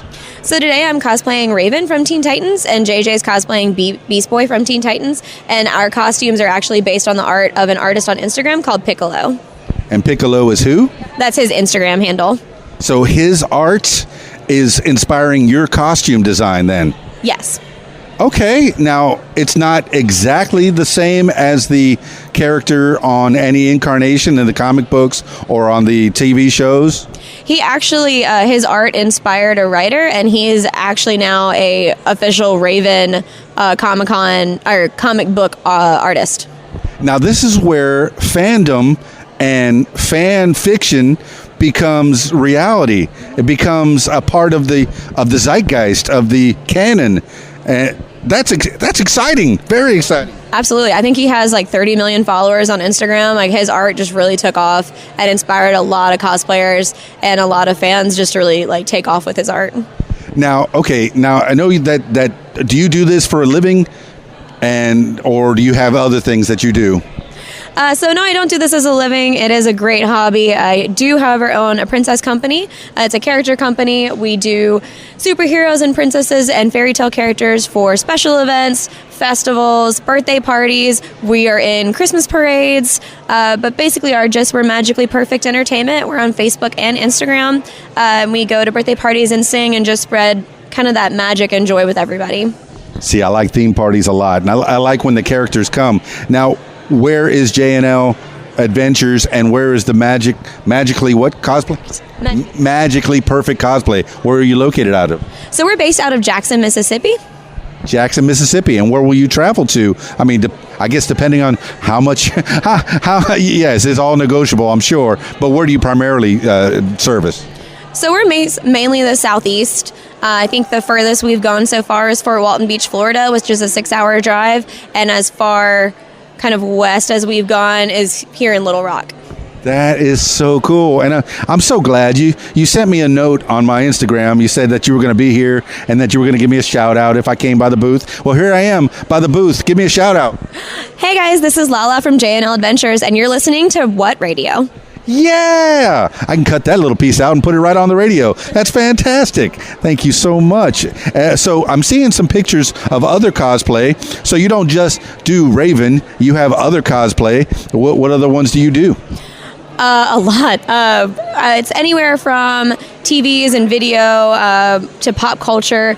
I have some from from League of Legends and video games. We have My Hero Academia, as well as Riverdale, and all sorts of kind of mixes, all of our favorites. We also have a lot of Spider-Man cosplays as well. Okay, and then which ones do you do for your parties? So for parties, you're mostly going to have princess impersonators. So your mermaid princess, your tower princess, your slipper princess. If you catch my drift, how about that trademark? I think we're getting it from A to B right here, and that's not very far to go. Not a long leap. Now, JNL, you're Lala, and that's JJ. He's not here at the booth right now. Are you related? He's my son. We're actually a mother-son cosplay team. This is something that we do together to connect and just be nerds together. So it's really fun to get to travel and just meet people. And of course, he's loving kind of becoming sort of a tiny celebrity all on his own. We were somewhere and someone said, "Oh, I know who you are." And he turned around and goes, "You know me? How do you know me?" So it's cute to see him interact with fans and talk to people, especially kids that are younger than him. And he'll shake hands with them and take pictures with them and get excited. So it's really great to be able to share that together. 2 generations of cosplayers, and that's fantastic that you got him into it. And it's bringing a mother and a son together using cosplay. You know, if you can get together with your kids and just keep them, family is so important. Just keep them together, and you're using cosplay to keep your son, you know, with you in your life and have an activity. He doesn't have to be on his Facebook all day long or on his tablet looking at movies or what have you. You're taking him out and meeting people. And yeah, he's a celebrity of sorts, but for the most part, for more than that, he's your son. Absolutely. Yeah. Would you encourage other people to do this kind of thing? Oh, absolutely. I think it's a great way to connect with your kids and get more involved in the things they like. Because I watched Teen Titans when the original Teen Titans came out on Cartoon Network. I was probably about 12, and now he's 10 years old, and they have Teen Titans Go, which it's not as good as the original, but the fact that he's watching a show that I watch and they're characters that the two of us really love, and we were able to connect about that and like run around as those characters and have a great time together. It's just fun to be able to share that with him. Absolutely, so fun. And okay, Teen Titans Go, maybe not as good, but not as dark either. You know, Not as dark, definitely not. A little frothier, a little fun. Going through your cosplays, do you always do a team cosplay, or have you played separates? So we try to at least, if it's a 2-day con, to at least one day have a pair cosplay. If we can get both days, that'd be great. But if I'm not going to force him, that's also a big thing. I don't force him to cosplay if he doesn't want to. So if we get somewhere and maybe the first day he wants to dress up and the second day he's like, "Mom, I just don't feel like being in costume today," he'll throw on shorts and a t-shirt and just run around, and I'll be in costume. So I think that's our big part, is that cosplay is supposed to be fun. It's supposed to be enjoyable and be positive experience for him. So of course me like being like, "No, get on your costume," so we definitely don't want to force that. Yeah, I could have worn cosplay, but I wanted to be comfortable for the con part. And then later tonight, yeah, I'll become my own original cosplay, Dr. What, I guess. And then I'll be DJing the CosCon tonight. And are you going to be sticking around for that? Oh, absolutely. We're doing prom versions of Raven and Beast Boy. That is excellent. So you're going to be switching costumes. That's a nice thing about the cons, especially this con is split into 2 different types of events. So it's encouraging you to dress in different characters, or at least different versions of the characters. And that's twice the fun, isn't it? Oh, it absolutely is. And I'm enjoying that. And I know Tay Cosplay, who's at the booth next to me, is actually switching completely different characters. So she decided, I don't want to be this all day, so I'm going to switch, which is kind of the fun of that. And I know a lot of people who will, even midday at a normal con, it's like, oh, it's noon, I'm going to go up to my hotel room for lunch and change my whole outfit and come down for the second half in a completely different outfit. I'm not doing that today because I can't. That's a little much for me right now. Is that something that you've done? It sounds like it's something that you've done. I have done that before. I did it for Mobile Bay Anime Fest. I showed up as Sailor Mars for the first half of the day and then changed into Deku for the second half of the day. And it was great and I enjoyed it, but it was a lot more stress than I was prepared for. Hey, I know you. You're JJ from JNL Cosplay. Hi. He's dressed like Beast Boy. So have people recognized you as Beast Boy? Yes. Do they say, "Oh, you're the Incredible Hulk"? No. Never have? Not even a little bit? No. Wow, they're recognizing you. Are you having a fun time? I am. What have you done? What have you seen? Everything. Everything. Omnipresence. I like that in a cosplayer. Do you have fun doing this with your mama? Mm-hmm. That's cool. That's cool. And that was good. You said, Mama, what was it you prompted him to say? Yes, sir. That's very nice. Calling me sir is like putting an elevator in an outhouse. There's some people that will tell you not to call him sir, but always do what your mama says. Always do what your mama says. Always do what your mama says. I still do what my mama says. You know, if I walk outside in my socks, she will tan my hide. Don't walk outside with your socks. Thank you, JJ. I appreciate you. Go off to the con and have fun. Yay! Yeah. And I'm still speaking here with Lala. What is that, a nickname or is that your God-given name? It's a nickname. Everyone has to have a nickname. Keys Dan here. I wonder where that came from. Okay. Yes, my name's Dan. I'm from the Florida Keys. Now you know. It was so easy. and you notice, yeah, I didn't dress up for the first part. I'm wearing my vest with all the buttons.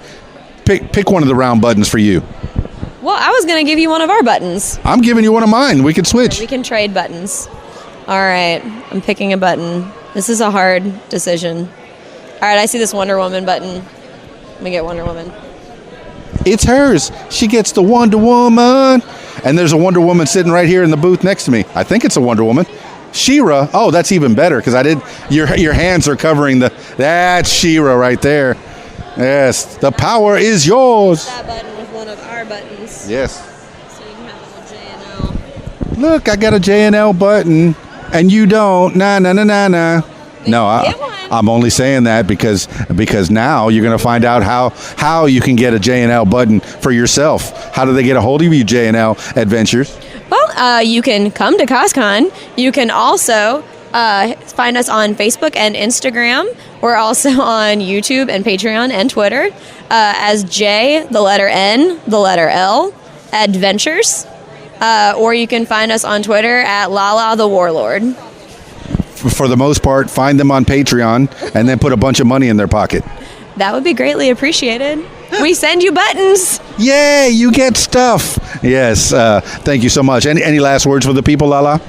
I guess just stay positive and have a great time. Don't let anything keep you from cosplaying. I know that's the most thing that I hear is like, I've always wanted to cosplay, but I just haven't done it. And it's like, why? Just do it. Literally, just do it. I'm literally wearing a jacket from Walmart that I painted. You can do it. Everyone can cosplay. Everyone can cosplay. Everyone. Thank you, Lala.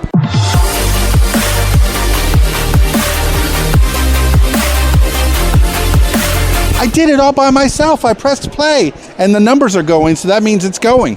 It's Keys Dan, RadioWhat.com, DJLittleRock.com, What Makes You Famous podcast, live at the CosCon, followed by the Cos Prom. I know you're listening to this after the CosCon and after the Cos Prom is over, but I have special people that were here, and I want you to know about those special people that were here. And one of those special people is right in front of me, smiling, waiting for me to stop talking so she can start talking. It's introduce yourself for the people and tell them why you're at the CosCon. So my name's Taylor, or Tay Cosplay is what I go by in the community.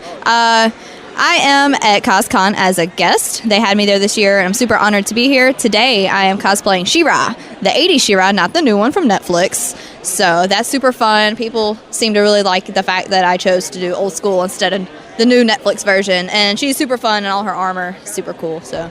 Now, I haven't seen the new version. Have you seen the Netflix She-Ra? Yeah, there's 2 seasons out currently on Netflix. It's called She-Ra and the Princess of Power. She wears a different outfit, different storyline. There's no He-Man yet, and it's kind of her story, bonding with other princesses to kind of take over. That sounds horrible. They're not bad people. They're good people. They're trying to reunite the kingdom and stop the Horde. So, super cool. Yeah, I remember Saturday morning cartoons. It was He-Man. And then She-Ra got shown in, and then She-Ra always kind of felt like a second banana until she got her own show.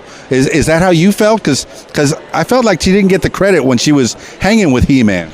Yeah, in the original one, you kind of see her, and you're like, wait, come back. You were cool. And then 2019 came around, they're like, yeah, she is cool. Here's her own show. And I love how they kind of redid her character design in a way, kind of modernize her. She looks a little bit younger than the old school one, which I like. It's animated, so it's kind of like a cartoon, but at the same time, it can be for kids and adults. Kids are like, ooh, princesses. Adults are like, it's She-Ra from He-Man. So it's a cool little mixture they got going on. Yeah. Okay. So, where are you located out of? Jackson, Mississippi. Jackson, Mississippi. Okay, I think I talked to somebody else from Jackson, Mississippi, like real recently, like maybe a minute ago. Yeah, me and Lala actually rode up together, and JJ. So Very cool. See, and have you been friends for a long time? yeah, she mentioned her princess company that she owns. I actually work for that company as one of the princesses. What kind of princess are you? We do them all. I do a lot of Anna and Rapunzel, Elsa, princesses like that. See, you said the actual names, and she went with the water mermaid of the sea person. That works too. Yep. Copyrights. The Lost Princess, the Wayfinder Princess. Those names. Those are the proper names. Yes, those are the proper names. They just happen to look like other people. Yeah, we just look very identical. So that's cool. So is that something that you do for a living, or do you have another outside job? That is one of my jobs. My other job, I actually work at a comic shop in Jackson, Mississippi. Well, more so Ridgeland. It's in the Jackson area called Vance Comics and Cards. I actually travel with them to a lot of conventions and set up, and they allow me to be in their area for cons I'm not guesting. I'm with them most of the time, and we do about 12 shows a year. Hopefully it's going to increase next year. See, some of the nerds just stood at attention when you said a girl works at a comic shop. Your nerd points just started going off the charts. Oh, yeah, I get that a lot. People walk in and they are like, you work here? I'm like, yeah, what you need? What do I need to help you find? You want to learn how to play Magic? I got you. She's got you. So how did you get into working at the comic shop? So me and Lala wanted to learn how to play Magic the Gathering, which is a really cool card game, and we heard that Vans was having an open house. We're like, all right, well, we're going to go to Vans and learn how to play. What's Vans? The comic shop I work. That's the comic shop. Okay, good. That's the name of it, Vans Comics and Cards. We just rolled up, walked in, like, somebody teach us. So we learned how to play it, and we really enjoyed it. So we started coming back, and eventually I just quit my pharmacy job. I was like, this would be a really cool job. Hold on, you quit your pharmacy job. Now, pharmacy sounds like it's a lucrative job, like it's a job you're making bank. I was a pharmacy tech. I'm in pharmacy school. So pharmacy tech isn't really my jelly, but I want to be a pharmacist, which would be a little bit more fun than just being a tech. Yeah, I was a tech. I was a paramedic for 10 years, and I enjoyed my time working in the ER as a tech. Mostly it's I did a lot of medical stuff that a nurse would do. Not quite a nurse, but I guess in the fire department in the fire department you had to be a doctor. So yeah, the medical field is excellent. I'm so glad that you're getting into that. Yeah, a lot of people when they ask about me, kind of like you are, they're confused. Like, you're in pharmacy school, you work at a comic shop, you cosplay. What? You don't look like you do any of these things. And I'm like, well, I do. It's my hobbies and I enjoy it. Yeah, just come out to one of the cons and visit with Tay Cosplay. Tay, what's your... Taylor. Taylor's my name. Taylor. It is Tay. Taylor Swift is known as Tay. Taylor, Tay Cosplay. Look for her. Excellent. So all right, you do the old school She-Ra. What other cosplays do you do? I do a lot of characters from My Hero Academia. I do Overwatch characters. I do a Soldier 76 gender bend. I do a Harley Quinn mixed with Diva. Normal Harley Quinn, I do Raven, and just all the princesses as well. So super fun. Also Fortnite characters. Fortnite. I was talking to one of the Southern Fried Geeks over there about Fortnite, and they were saying they did not like that game. Which games do you play, or do you like that game? I like Fortnite and Overwatch. So, yeah. And do you do any of the online streaming type Twitching stuff? I've thought about it. Whenever I get a proper setup and I'm happy with it, I'll probably start. A lot of people have been encouraging me to do Twitch streams playing in cosplay. So that'd be something I want to look into eventually. Pretty girl plus playing video games on Twitch equals $. Yeah, I just did the equation. That's the equation. Yes, all the monies. And also super fun to interact with fans and whatnot, so... Yeah, this is just another instance on this same podcast. Whatever you like, you could tweak it and turn it into a job and make some money at it. And Tay, you are living proof of that. Oh yeah, anybody can do what I'm doing. You just got to jump in head first. Reach out to other cosplayers such as me. Our DMs are always open and welcome if you have any questions. So we enjoy getting questions, actually. So slide into Tay's DMs. No naughty stuff. Just for questions and, encouragement, stuff like that, advice. That's right. And find out how to be a cosplayer and perhaps make a couple extra bucks on the side. And I think right now she's heading to a what? I'm heading to a panel, a cosplay Q&A with other guests. And so get some Q's. And if you have some Q's, she's going to give you some A's. I'm going to walk you down. Come on, Tay. Let's head out. Thank you so much. Any last words for the people? Do whatever you want to do. Just don't be scared. Dive in and inspire other people. That's what I like to do. Thank you, Tay.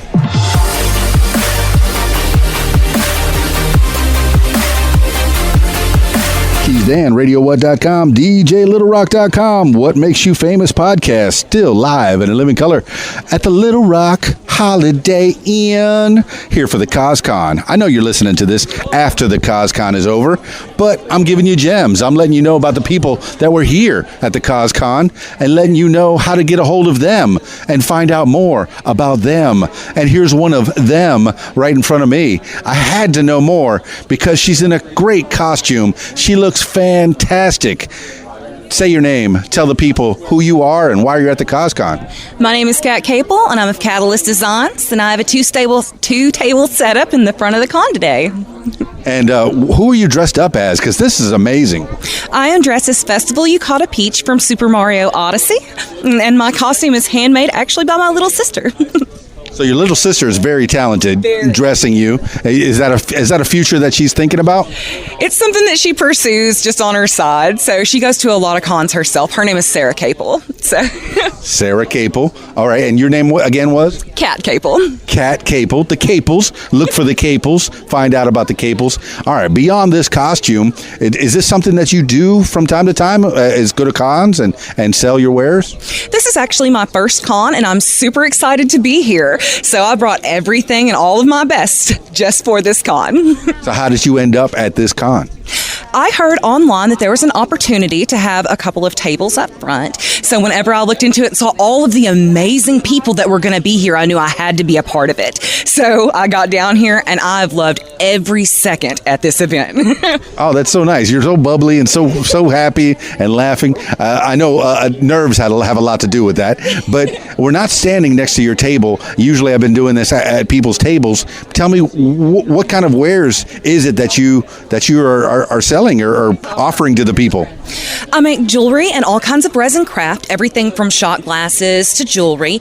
Everything is made out of resin, and every piece is one of a kind. So anytime that you come and pick out something, you know that only you are getting that piece. So that is absolutely cool. And do you do commissions where people ask you for a certain type? Absolutely. And if you just want to email me at katcapel@gmail.com, I accept any commission, any color, any project. So it seems like you're really excited about this making jewelry. How long have you been making jewelry? Probably about a year now. It started out just painting, which turned into jewelry, and now we're at a full-on convention. So painting, you're also an artist? Yes, I do fluid art paintings, acrylic paintings, different things on the side. But the resin has definitely taken over my passion. That's fantastic. Now, this is all resin. There's no gems involved. What is a resin? What is a resin piece? What is that? Resin starts out as a 2-part liquid plastic, and you have to work very quickly to make sure that you can get the color and anything added into it before it hardens. I do, like you just mentioned, have a few pieces. I have a couple of hand-painted Pikachus that the only thing that's added to them is real gemstones. Everything from amethyst to citrine, different colors. So those contain real gems, and those are only colored with the real gems. Everything else is going to be bright and vibrant colors. Kat Capel, that sounds pretty cool. So you take the resin and you shape it into different things. What kind of shapes are you making? Are you making things that are recognizable to people? I have Pikachus. There's different melting moons. I have several different pieces. The shot glasses are everything from black opals to nebula themes. So do you do them in molds, or is this all handmade? A lot of pieces are handmade, but then whenever I get something out of a mold, I'll shape it after it's poured. So sometimes solid pieces are poured and carved into smaller pieces. Everything fits a different. Oh, it would take a lot of hard work to try to make a Pikachu without a mold. I imagine you have to use a mold. I would use a mold for sure. They take 3 days a piece to make. So I have to hand paint them, then a coat of the resin, and then that's a day. Then the gems, then another day. So each piece that you see at my table probably took anywhere between 2 and 5 days. Kat Capel, that's a lot of hard work for just one piece. It's worth it. It's worth it. And it's worth it. It is very. And then once you get these pieces, do you make them into necklaces or how do they wear them in jewelry? I have necklaces, earrings, keychains, everything. Even I've had some people that have liked pendants so much, but they didn't want them as a necklace. And I can embed anything that you see as a pendant into something like a coaster, anything you like. Well, I see you have interesting pierces in your face. Do you make them like in cheek or nose ring or that kind of thing? It's funny you ask. I actually just recently looked into ordering the mold to do silicone plugs. So give me about 30 days, and yes, sir. 30 days coming soon. You heard it here first. It's an exclusive on What Makes You Famous, the podcast. Kat Capel. All right, tell people how to get a hold of you online and how to find out more about the Capels and all your creations. I'm Kat Capel, Kat_Capel at both Instagram and Facebook. And then I can be contacted at any time at Kat Capel, all one word, at gmail.com. Fantastic. Thank you so much for being on the What Makes You Famous podcast and for being here at the CosCon. Any last words for the people?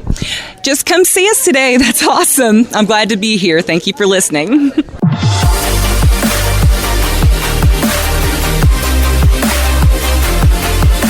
What's up, party people? It's Keys Dan, RadioWhat.com, DJLittleRock.com.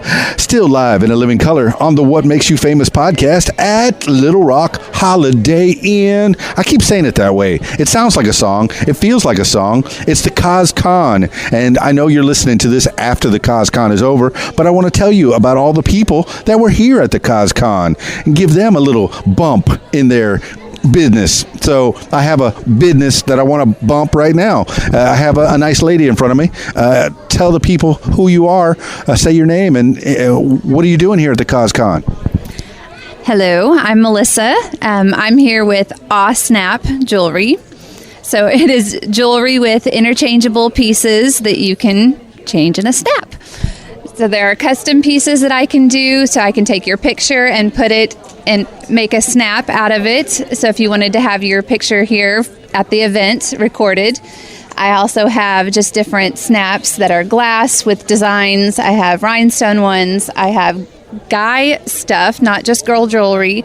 Wait, not just girl stuff? Is there some guy stuff too? Yes, there is guy stuff too. So there's keychains, there's leather bracelets and necklaces and earrings and all sorts of stuff. Guys wear snap? Yes. Guys wear snap? Yes, they do.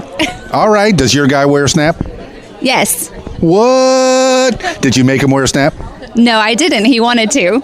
See? Guys do wear snaps. Okay, so snap jewelry. What is this? All right, I know I'm making fun and poking a little bit. What is snap jewelry? I've heard the word. I've heard the name. What does it do?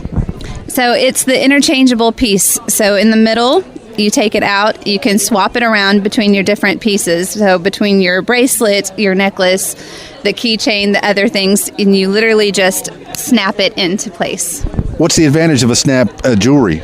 You can have your base piece and then several different snaps and interchange them. And so you don't have to have a ton of different necklaces. You can have one necklace and 50 snaps and they make awesome gifts because you get someone a base piece and then later you just get them a couple of snaps.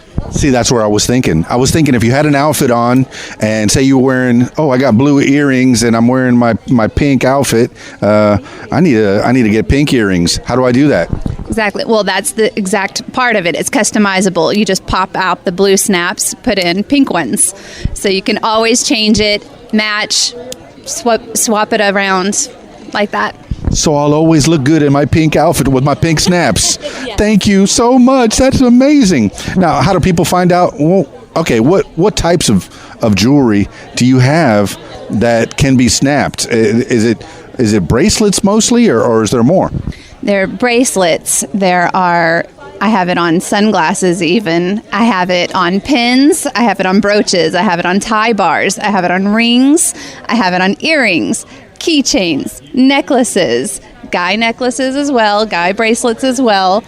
So really all sorts of different things. And I even have the ability to put a snap on it. So I can take what you already own, so like your vest here, I can actually put a snap base on it so that it's already on there and you can just put a snap on and off.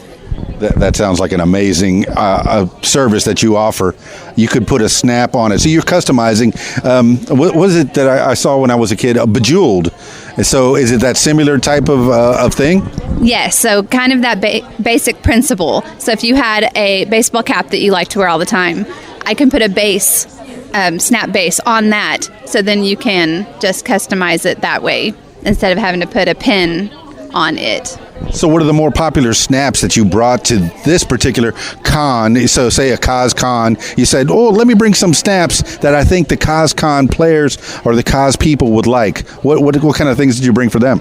So I, of course, have your Marvel and your comic book stuff. I've got Iron Man and Avengers and Batman and Hulk and just all sorts of comic book stuff there. I've got Star Wars. I have Sherlock for people who like to go that direction. I've got Doctor Who. I have even, like Alice in Wonderland, kind of if they want to go that direction. I have Firefly for my sci-fi people. Oh, yeah. Star Trek, all sorts of stuff like that. I think a lot of nerds just perked up. They're sitting at attention, getting real close to the podcast, however they're listening, and they're saying, I need to know more about these snaps. How do they find out about you? Say your name again and what your company is and where do they find you? Okay, so you can find me I have a Facebook business page. I'm also on Instagram, but it's AWSnap Jewelry. Spell? AWW, snap, SNAP, jewelry. And I'm Melissa. This is my business, so you'll get me. So you can message me on there or email me with awsnapjewelry@gmail.com. How long you been doing this, Melissa? Just a couple of years now. Is this all you do now? Yes. You gave up your Joe job and went for AWSnap? Yes. This is it? Yes. See, I'm telling you, and I've said it once, I've said it before, anything that you like, anything that you find as a hobby, you can make it into your business. You can make it into a career if you work hard enough, and you're working hard. Some of these things you're doing handmade, hand painting? Yes, I can make custom snaps. So you can take a picture that you already own. I can take your picture, however you want to do that, and I can turn it into a snap for you. Mamas, grandmas, put your baby pictures on the snaps and show them off. You don't have to carry your phone around and pull out your wallet and show off the pictures. You go, AWSnap. Check it. AWSnap. Exactly. That's a great name for a company. Thank you very much. Good job. And where are you located again? Hot Springs. Hot Springs, Arkansas. And did you tell the people how to find you again? Yes, through Facebook or through the email, AWSnap. AWW, snap. Yes, through the email, no commas necessary. No commas necessary. Jewelry. Thank you, Melissa. Any last words for the people? Come and see us, check me out, and hopefully I can get a snap made for you. Yay.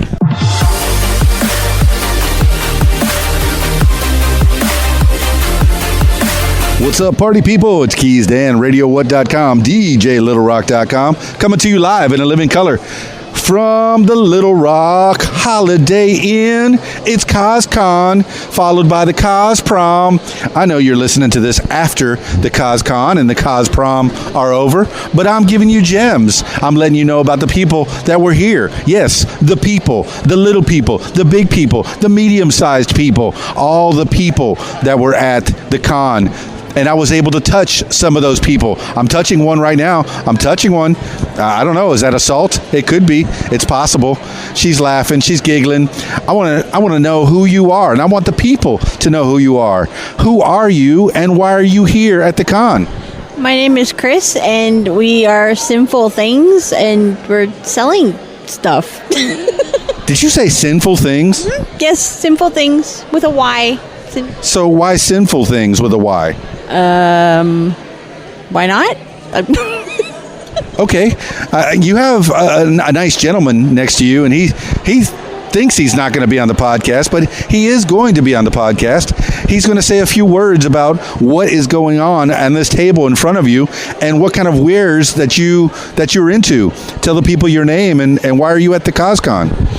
I'm Paul, and we're selling hand-painted arts and 3D printed goods for tabletop gaming.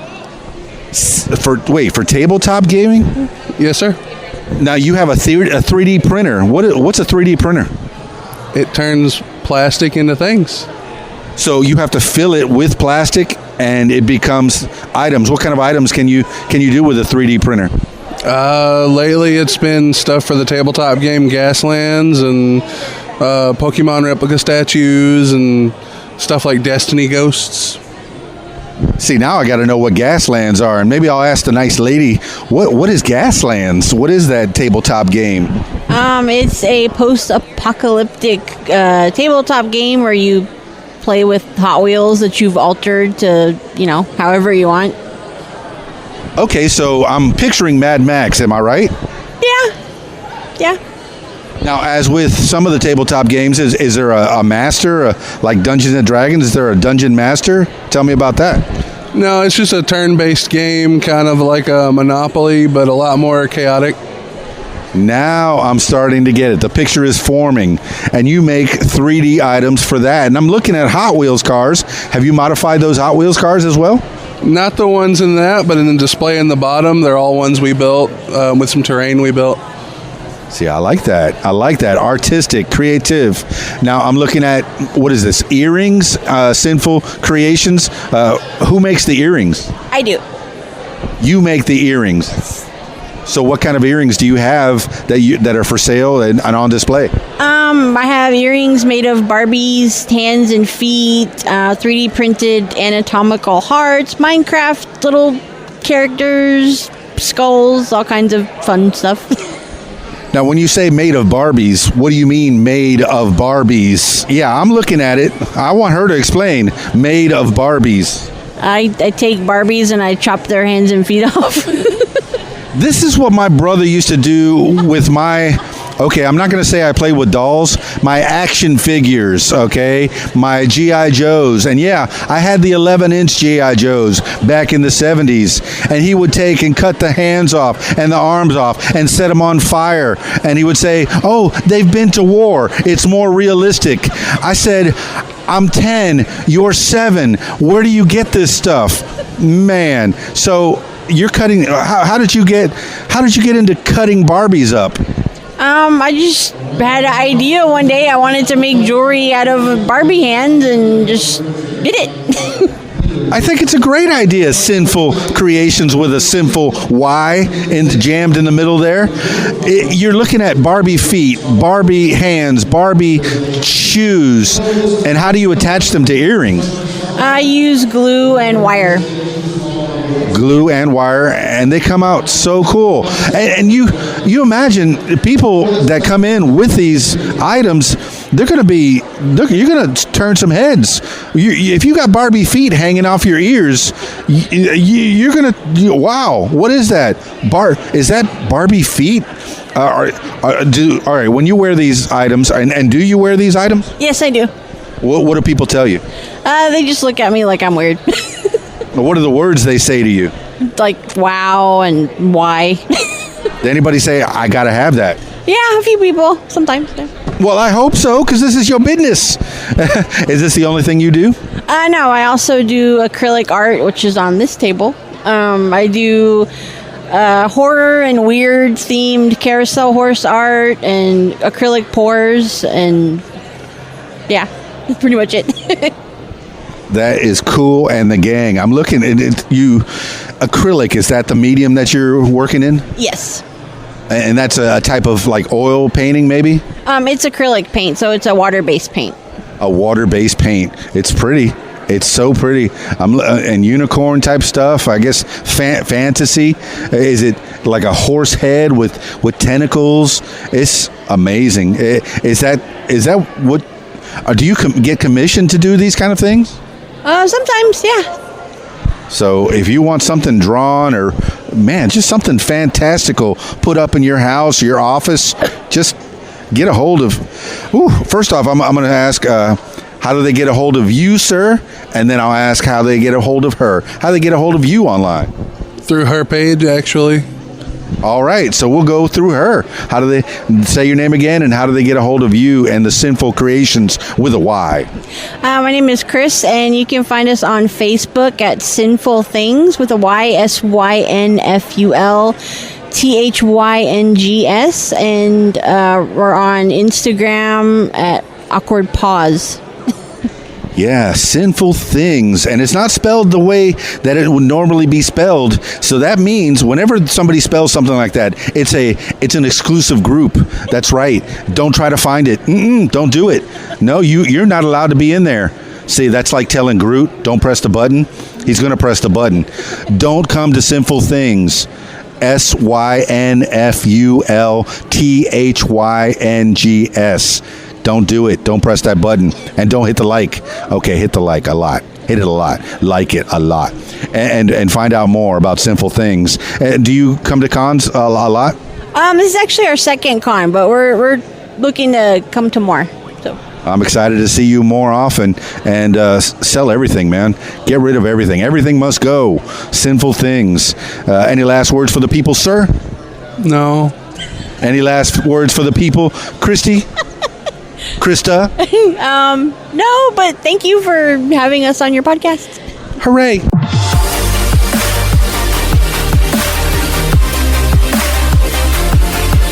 What's up, party people? It's Keys Dan, RadioWhat.com, DJLittleRock.com. It's the What Makes You Famous podcast, hanging out here live and in living color at the Little Rock Holiday Inn. And yeah, it's the CosCon. I know you're listening to this way after the CosCon is already over. I'm going to try something a little bit different. Never done this on the podcast before, and you're going to get to hear it first. I have one young lady who was on a previous podcast at the Heroes and Angels, and she said she'd never done this podcast before. She was dressed in cosplay at the time, and I remember she was had blonde hair, and she looks very different now. But I'm going to have her ask the questions of the next guest because she is interested in what the next guest does. So first of all, introduce yourself, and you're going to be the question asker, and then you're going to be the answerer. You're going to introduce yourself as well. And yeah, I'm a stutterer. Okay, so introduce yourself and let the people a little bit know what you do. Hi, my name is Autumn, and I am an artist at the Rose Pit here at CosCon of Arkansas. I'm here with... Hi, I'm Aya Jess. I am a full-time illustrator, and I am here at CosCon Arkansas. Wonderful. So tell us a little bit about yourself. How long have you been doing this? Where did you come from? What brings you here to Arkansas? Hey, I've been drawing pretty much for forever. I didn't get into it seriously until I got to college, and I did go to college for art. I did a lot of odd jobs, a lot of weird, just doing business logos, doing commissions for someone's birthday gift, things like that. I actually got a lot of followers through, funnily enough, role-playing on MMOs online, and sharing my art with them, and then people wanting commissions of their characters, their original characters. And so that got me a little more known. But networking, just remembering everyone you meet, keeping their cards, keeping in contact with other artists, really showing other artists love and support, because that's one thing the community definitely needs from each other. We all know the struggle, so it's really nice to buy that piece of art that you like from an artist at a con and show them your support and collect their stuff as well. That's radical. Thank you. Ask about the artwork. Well, I'm seeing some beautiful artwork up here too of Sansa Stark and Wonder Woman. We got some Sailor Moon stuff. She's got a lot of wonderful graphic design, enamel pins, stickers, and how long you say you've been doing this?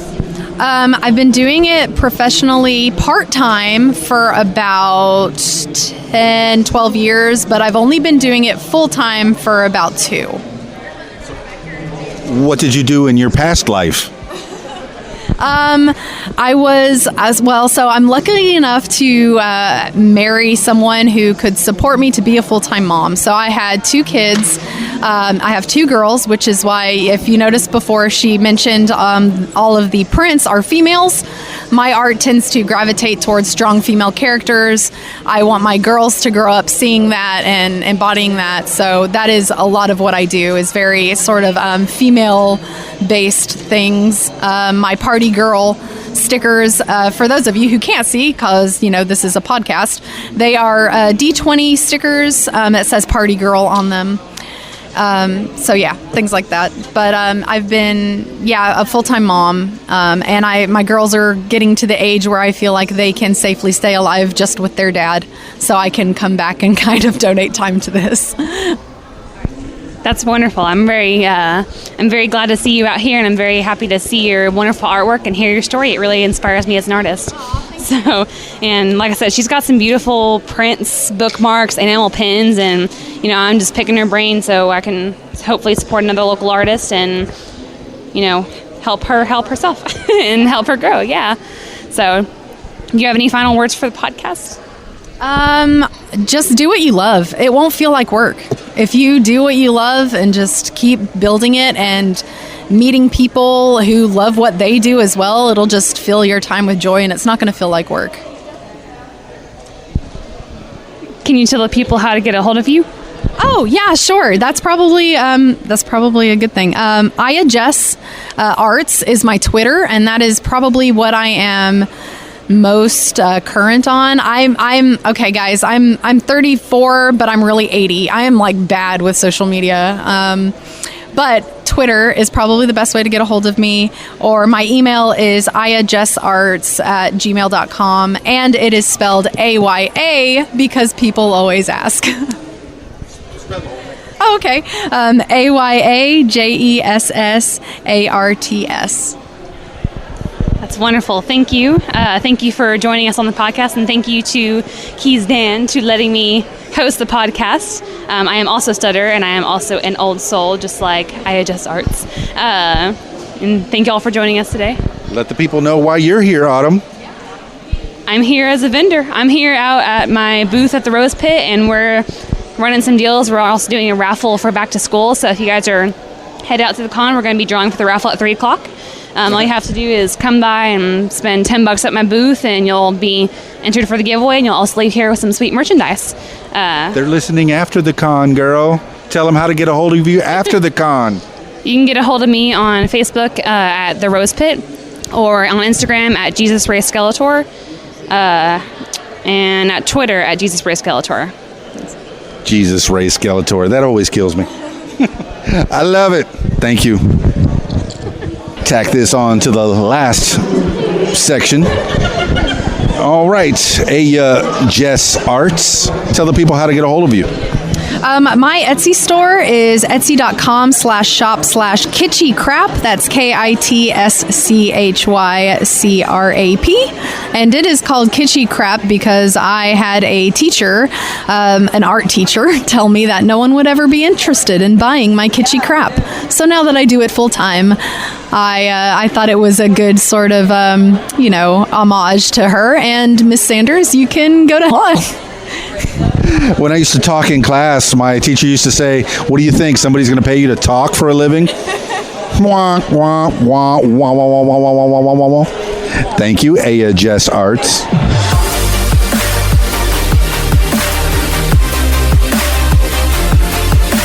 What's up, party people? Keys Dan, RadioWhat.com, DJLittleRock.com. Coming to you live in a living color on the What Makes You Famous podcast.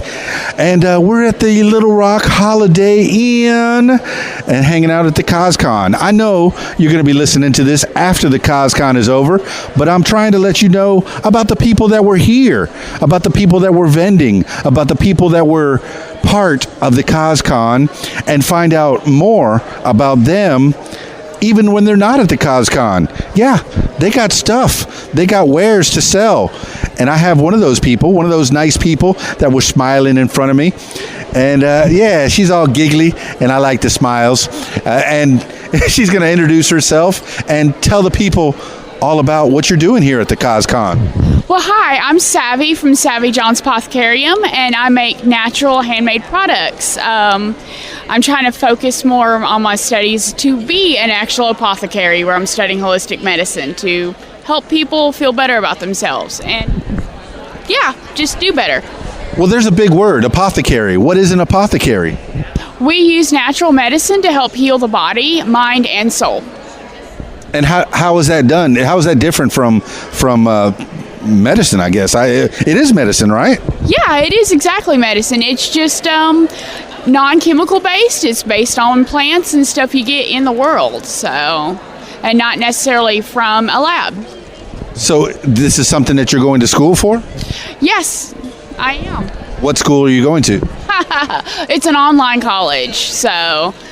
You know, people think that online college is not college. Online college is still college. I can go to USC right here from Arkansas. I can go to University of Southern Carolina. I can go to MIT, South California. I can go anywhere pretty much that offers online classes online. It's real school. It is. You're learning, right? It's very hard, and I'm a full-time restaurant manager, so, you know, online just fits into my, you know, everyday, you know, routine, so. That's fantastic. So, as an apothecary, okay, going a little bit deeper medically, you have some wares in front of you. What can I expect out of these wares that you are offering to the people? Okay, well, let's take example. I make a... it's not FDA tested, so I can't say it's an eczema balm, but it is a skin-loving balm. And what it does, it'll help alleviate any symptoms of psoriasis, eczema, something like that. And this has been used and tested by several people. And what started off is one of my coworkers, little toddler, less than 2 years old, had really bad skin condition. And she heard I was trying to focus my studies on apothecary, and she was like, well, what's that? Just like you did. And I started explaining it to her, and she goes, you think you can make me something for my girl? And I said, sure. So I formulated this. It's been reformulated a couple times, but always for the better. And she used it on her toddler since she couldn't use an eczema cream, because you can't use those under age 2. Like a dermatologist doctor will not prescribe it for children under the age of 2. And she used it, and her daughter's eczema cleared up. Yes. Now, how did you come up with this formula? Is this something that you studied online or read in a book? I went through various sources, and I actually have family members that are in the medical field, and my sister's an actual pharmacist. So we all chit-chat back and forth, and I make sure everything's right, and, you know, I tested on myself because I have psoriasis. So... I have my own skin condition, so it's actually very nice to have friends to test stuff on. And it's working on you. It works fine on you. Yes, sir, it does. I use it. That's fantastic. All right, and savvy, that's a word I've heard on, a pirate movie. I think they said they were savvy, which means they knew stuff. Because in Spanish, sabe is I know stuff, or do you know things, or do you know something? Something to do like that. Savvy, where did that name come from?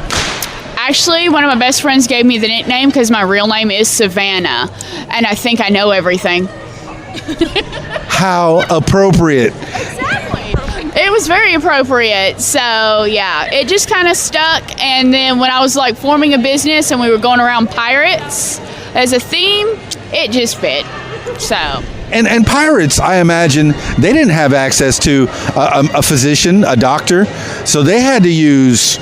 Apothecaries. They did use apothecaries. And then you got to think about it, they kind of travel everywhere. They can get those exotic ingredients that you need, and we bring them to you port to port. So where do you get these exotic ingredients? I have my various sources. Ancient savvy secret. You could say that. All right. And you have somebody here next to you. Are you involved in this as well? I'm with HypeCon, which stands for Helping Youth Progress Every Day, and we just finished our second year convention in Texarkana, and we are preparing for our third year next year. That's fantastic. And are you friends, or were you sister? The other sister. The other sister, yes. This is not the pharmacist. This is the other sister that runs the HypeCon, and she gave me my start with conventions, so I'm supporting her here.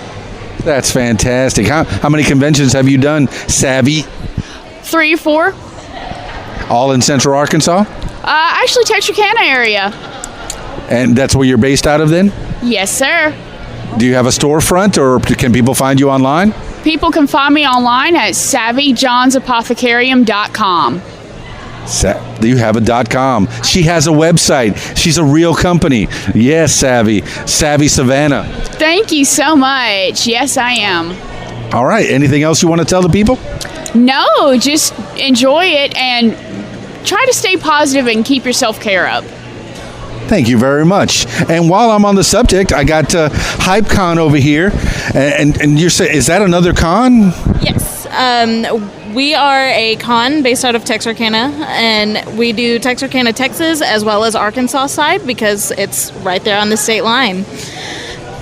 Very cool. And what's your name? And tell the people what you have, or what kind of wares that you're offering to them. Okay.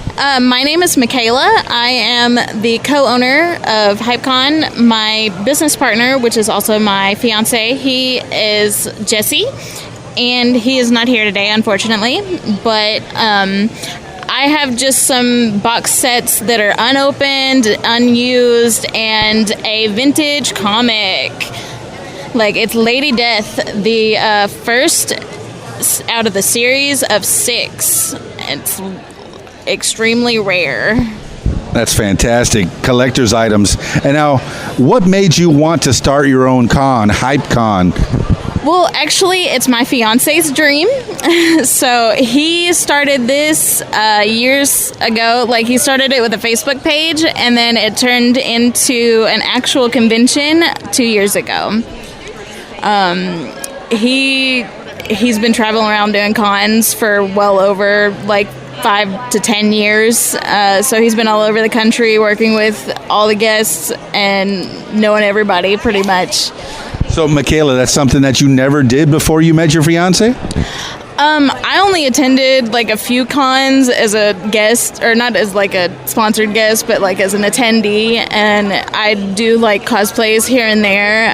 I've always been a little bit of a nerd, and just finding somebody that's actually like in the business has been really, really awesome. Yeah, you're so nerdy you made your own con. Hello. That's pretty nerdy. Okay, you say you cosplay. Your sister is cosplaying, I think, a pirate. It's kind of piratey. Yeah, Savannah, the Savvy. And then you're cosplaying what? I'm Lukoa from Kobayashi's Dragon Maid anime. I am the Quetzalcoatl, like, dragon. And I'm just pretty much this really sweet, ditzy person that's like all outgoing and out there. Is that something you identify with, Michaela? Yeah, that's just who I am personally. Your sister Savvy said yes. All right. Well, thank you so much for letting me know a little bit more about you, Savvy and Michaela, the Savvy Apothecary. Savvy John's Apothecarium. Look for that online. And then HypeCon. How do they find out more about you, Michaela? Alrighty. It's HypeCon events on Facebook, Twitter, Instagram. We are in the process of updating our website right now. So our website is down. But we are always there to answer questions, share nerd news, and have all sorts of fun. Thank you, Michaela. Thank you so much to you, Savvy John, as well. And how do we get Savvy John? John is my husband's name. I love it. It's families that are brought together by Comic-Cons, by apothecaries, by just get together with your family and form something, make something. And then here you are, 2 sisters supporting each other at the CosCon. Thank you so much. Any last words for the people, Savvy? No, sir. And last words for the people, Michaela? Be sure to have fun and stay nerdy.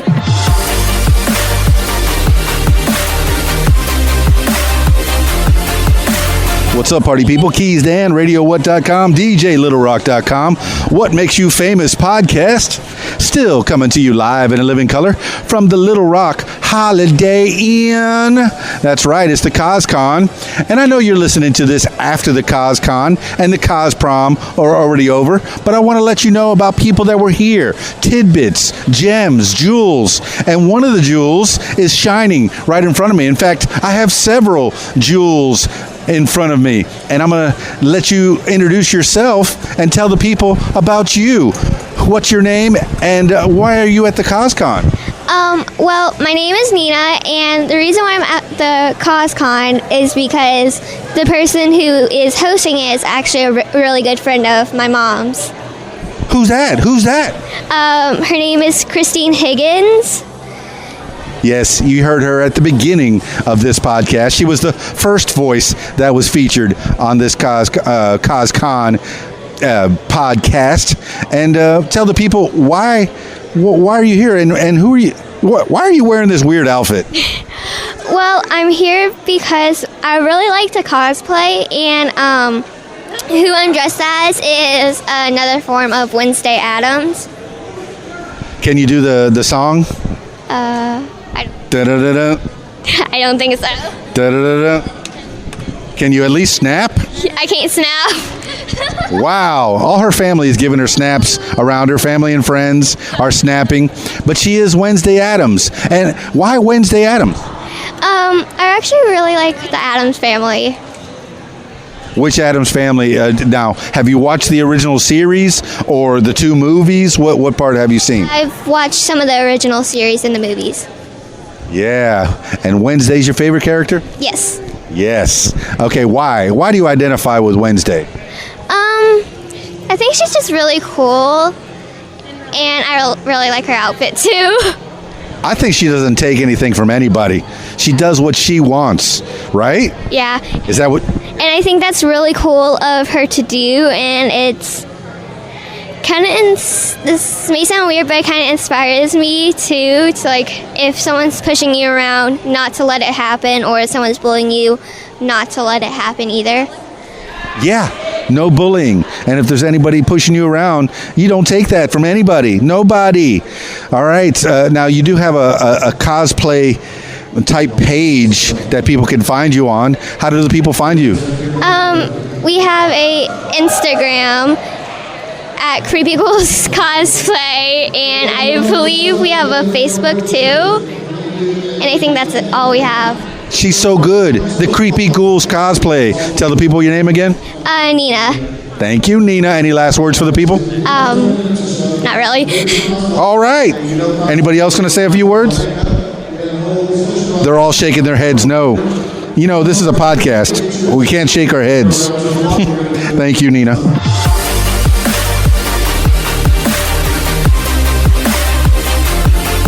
What's up, party people? It's Keys Dan, RadioWhat.com, DJLittleRock.com, DJLittleRock.com, and this is the What Makes You Famous podcast. And we're still live. Still live. I'm still alive, Mom. I'm still alive. Come and get your son. No, I'm at the Little Rock Holiday Inn. It's the CosCon before the CosProm. And I know you're listening to this after the CosCon, after the CosProm is over. But I want to let you know tidbits, little gems. I want you to know about the people that were here. You've heard from a lot of people that were here. And I have another people that's here. And he's a very smiley face. He's a very nice face. And he's got a lot of yellow. So he's dressed in yellow. He says hello. Okay, well, come sit next to me, you fine fellow. No, sit right there. That's a song. It's called Bust a Move. That's part of the song. Maybe I'll play it tonight at the CosProm. What's your name?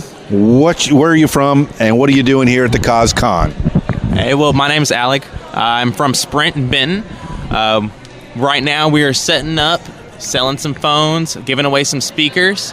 We have our grand prize of the Harman Kardon Studio 4 and the 5 out for raffle, and for the winner of our cosplay contest. Big stuff going on here today. having a really, really good time. First CosCon. This is your first CosCon. Yeah. How did this become your first CosCon? Who invited you here? Well, actually, what's his name? It's just sitting here. Person one came into Sprint and invited us to come over about like this time last year. Oh, Christine, the one that was sitting here. Yeah, she's the one that's running this whole thing. Yeah. And she came into Sprint and she invited you over. Yeah, so she came in, switched her phones over, got some iPads and stuff, was really excited, and then I was talking to her about superheroes, and now here we are. So what are you saying? You're one of these nerds that are hanging around here? In disguise right now, but yeah. All right, because I walked into the front desk at the Holiday Inn, which is where the CosCon was held, because I know you're listening to it after the con is over, and I said, are there any nerds around here? And they said, yeah, over there. Yeah, they pointed you right to me. right here to this area, and I found a lot of nice people, just a lot of nice people, like-minded. You could be anything you want to be at a CosCon. Have you been to many CosCons or Comic-Cons, I guess? None, actually. I've dressed up a lot on my own, though. Just for fun? Just to go to dinner, maybe? Yeah, absolutely. Just dinner. Casual. So do they laugh at you when you head over to the Walmart or the Kroger while you're all dressed up? As what character? Absolutely, but I think the biggest thing to do is just smile, laugh it off, and high-five your way through it. So was this a thing for college to get into a fraternity or something? Because I remember I did a lot of things to get into my frat. Let's see. We did a scavenger hunt. This was in Fort Lauderdale. We went to Orlando and right around Disney World, not in Disney World, but around Disney World, we went and scavenger hunted different things where we had to dress up like things. We had to ask people for their underwear, and and it got crazier from there. Why are you dressing up and not going to cons? It all started in high school. I think that's a good start to any story. In high school, you were dressing up, or did you wear your underoos to school? Not underoos, but pretty darn close. First dressed up as Marshall Lee in middle of high school. No reason at all. Just came to school with the makeup on and started going. What's Marshall Lee? It's from Adventure Time. It's the boy version of Marceline. My 13-year-old daughter watches Adventure Time, and she likes a lot of those characters. So I am familiar that there's a show called Adventure Time, but I'm not as familiar that there are characters to the characters in those shows. So Adventure Time, that's one of your jams. Yeah. Well, I play guitar and he plays guitar. It worked out. Dig it. So now that you've come to your first Comic-Con, the CosCon, do you think you're going to be coming more often? Yeah, absolutely. I heard that there's another one somewhere else coming up in September, so I'm going to try to be there. It's funny, in Arkansas, there's a con either every week or every other week, twice a month here in Arkansas. And you figure, being a smaller state, and hey, no jabs to Arkansas, it's a great place to be, great place to live. I'm from Miami, the Florida Keys, way down south. My world turned from blue to green when I came to Arkansas. Have you always lived in Arkansas? No, I've been all over. I was in Texas and Canada and a few other places. So I from here originally, but I just made my way back. So is it something that in the dirt that made you come back to Arkansas? I'm guessing your family's here as well. Yeah, I think it's actually in the water. So, yeah. Yeah, I guess it could be in the water. Hopefully the water is a little more purified than some other places in these United States. And that's political. That could get political if I go further into this.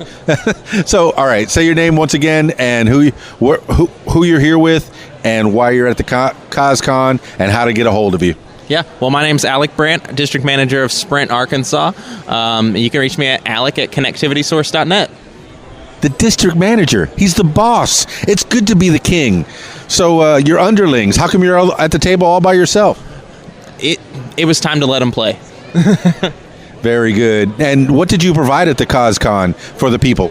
Well, we supplied all the lanyards. We have the prize speaker for the raffle and for the winner of the cosplay contest. That is so cool. That is so cool. I'm so glad you're here. Thank you, Sprint, and you keep people connected. And I see some comic books here.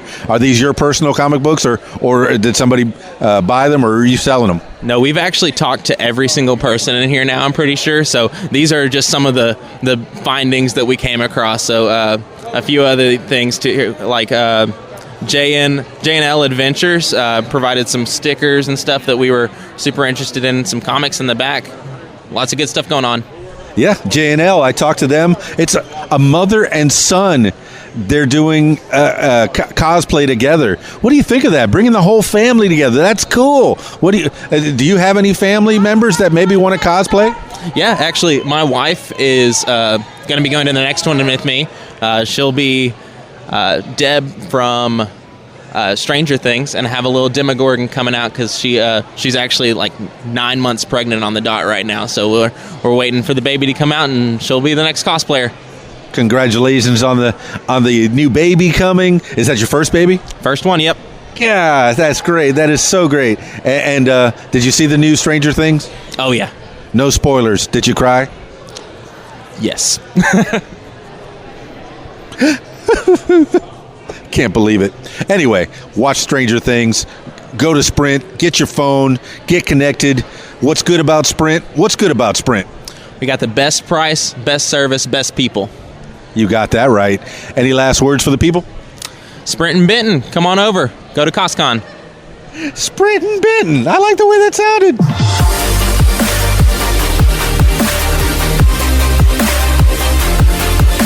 What's up, party people? Keys, Dan, RadioWhat.com, DJLittleRock.com, coming to you live in a living color. Still at the Little Rock Holiday Inn.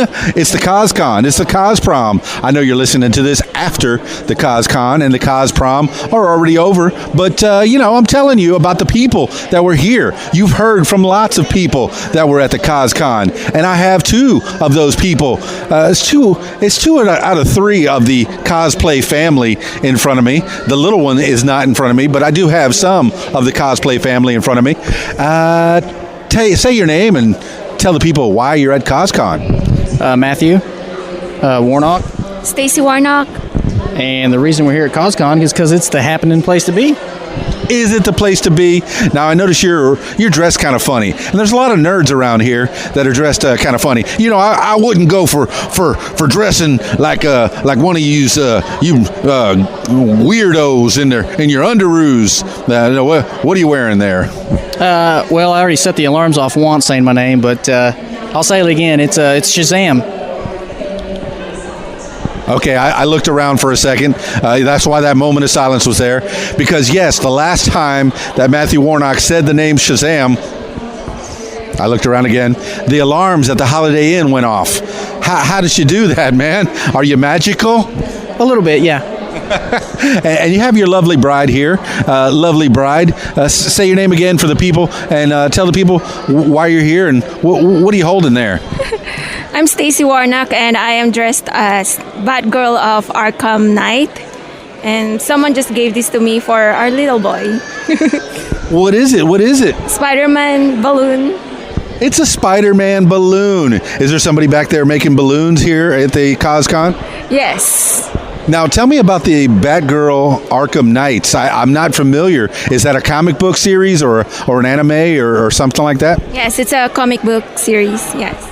Okay, that sounds really cool. Now, is there a whole Batman family involved in the comic book series? I don't think so. No, it's just her, right? Well, the helmet is really interesting. You have the cool costume. So it's the whole deal of the Batgirl, because she used to be in a purple type costume, and this is black and gold. Is that part of the Arkham Knights? Yes.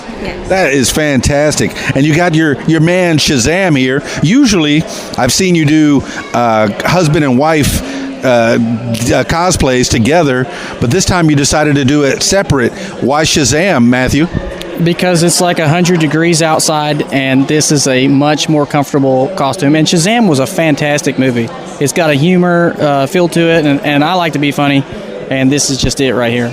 Well, yeah, the guy, I haven't seen the movie, sadly, but the guy that played Shazam, he was Chuck on the TV show, right? And I thought that was one of the funniest premises for a TV show, and the actor did so well. What was the name of the actor, if you remember? If you don't remember, that's fine. Zachary Levi. Zachary Levi. Now, you think he did a good job playing Shazam in the movie? Yes, because if you like Chuck, I mean, it's like a similar personality. It just brought on, into a DC movie, which is a feel-good, fun DC movie. It's not so dark and scary and people dying left and right, but it's a complete turnaround. So, yeah, DC movies have been so brooding, and they've had a lot of misses where people are going, I don't know about that DC movie. It didn't work out so well for me. I didn't like the Batman versus Superman. I like all those movies. I had no problem with any of the movies. I could see where the problem was, where the characters may not have been developed as much as they should have. Like maybe Batman versus Superman. Yes, Superman's going to win. Superman could flick Batman. I'm sorry, Batgirl. I know you're here. I know you're right here next to me. But Superman could fly up and just hit him with a heat ray from a mile away, right? But maybe that was the problem. Maybe it wasn't. But you say with Shazam, it was a hit. Yeah, it's a great movie. I just feel it wasn't a rushed film, I guess. So, they took their time with it. They made it a fun film. Batman vs. Superman, it's also a great movie, but they just rushed it. They put too much in one movie. It's like they were racing Marvel, is what it feels like, instead of just focusing on what they should have focused on. And, I don't feel like anyone's to blame. It's just the rush. Well, that's what it is. Marvel went ahead, and it seems like they thought 10 years ago when they made Iron Man, hey, you know what? Let's start building this world. Let's take this table and start putting all the cards up and making this world. And then DC, halfway into their run, they said, oh, look what Marvel's doing over there. We need to put a universe together. And they came, Johnny come lately, and they came a little too late. But now they're starting to get it together, hopefully, with the Aquaman, with the Wonder Woman, with the Shazam. The DC movies are they're throwing a few hits out there. Do you see anything good coming for both DC or Marvel, either one, Matthew Warnock? I feel like there's a lot of movies coming out, and I'm even willing to give the new guy who's going to play Batman a try. I think he'll do all right. And the same thing with Marvel. I mean, that new lineup. There's not a whole bunch of those I want to see, but they're still going to be good movies. Yeah, it's the Pattinson is the Marvel. I mean, is the new Batman. Do you think he's going to sparkle? Yeah, I was thinking he's going to have a sparkle suit. Definitely. I am so sure that every talk show host, every night, everywhere, when that movie comes out, they're going to say, oh, yeah, he sparkled. And I'm sure that movie in some iteration is going to happen. So, Mrs. Warnock, Miss Stacy Warnock, Mrs. Stacy Warnock, tell the people a little bit more about your experiences and what's new with you. You've been on the podcast before, but what's been happening lately? We just celebrated our anniversary last week, and we just went to some rides in Silver Dollar, and I just got dizzy after that. I don't like adult rides. I don't like roller coasters, but I tried, and it was fun. I'm with you. I get on the bumper cars and the Ferris wheel and maybe the merry-go-round and maybe, but as soon as they start to go fast, look, I don't like the roller coaster, but I'll get on one. Why? Because I'm dumb. I know I'm going to be sick at the end. I know it's going to happen. Yeah. The Himalaya, I don't like that ride, but you know what? I'll get on it. Why? Because I'm dumb. I know I'm going to be sick at the end, especially if I just had some cotton candy and a big old apple with caramel on it and a turkey leg, because you got to eat that fried butter. Fried butter? Who eats that? In the South? Everyone, right? So what's new with you, Matthew Warnock? I just got enrolled into school, so I'll be doing that for the next couple of years. So big change. But what are you going to be when you grow up? A counselor. Well, I guess I kind of am grown up in a way, but I guess further down the road, a counselor. What kind of a counselor? I'm hoping to be for children anywhere the age is 13 to 15, because I think that's where my brain stopped anyways. So you're like-minded with the people. Congratulations on the anniversary. How many years is it now? 4 years. 4 years. That's right, 4 years. Yes. And then you have the baby, and that's fantastic. And everything else is going okay? Or you're out in Northwest Arkansas, right? Close. We're kind of, pretty much Northwest Arkansas. Northwest Arkansas. And you've been going to cons like every month, I guess? Sometimes it seems that way. But a lot of cons. We try to attend big cons, little cons, anyone we can go to. We enjoy it. It's always good to see the Web of Warnock, and yeah, I let the cat out of the bag. It's the Web of Warnock. They're the Warnock family. They're the family that cosplays together, and they stays together. That's what they do. Tell the people, give the people one last word from you, Stacy Warnock. Keep positive, and if you love cosplay, just do it. All right, and how do they find you, Matthew Warnock? You can find us on Instagram at Web of Warnock. And it's just, that's where we're at. Message us. We'll message you back. Send us some pictures. Take some pictures. Come say hi. That's right. Come say hi. Thank you so much, Warnock, Web of Warnock family. Appreciate it.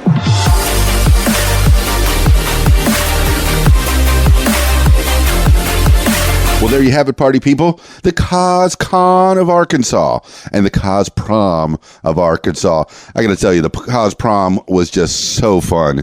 Talking to the people at the CosCon and seeing all the fine folks was great. And then seeing them again later that evening, a lot of them changed their outfits completely. A lot of them added little touches to their outfits to make them look like they were going to prom. For example, say like a Spider-Man putting a bow tie on and then going to prom. I thought that was just great. Some of them were staying at the hotel at the Holiday Inn, the Little Rock Holiday Inn, which is where the event was. And of course, if you've heard me say Holiday Inn many times, Holiday Inn, it sounded like a song. That's why I did it.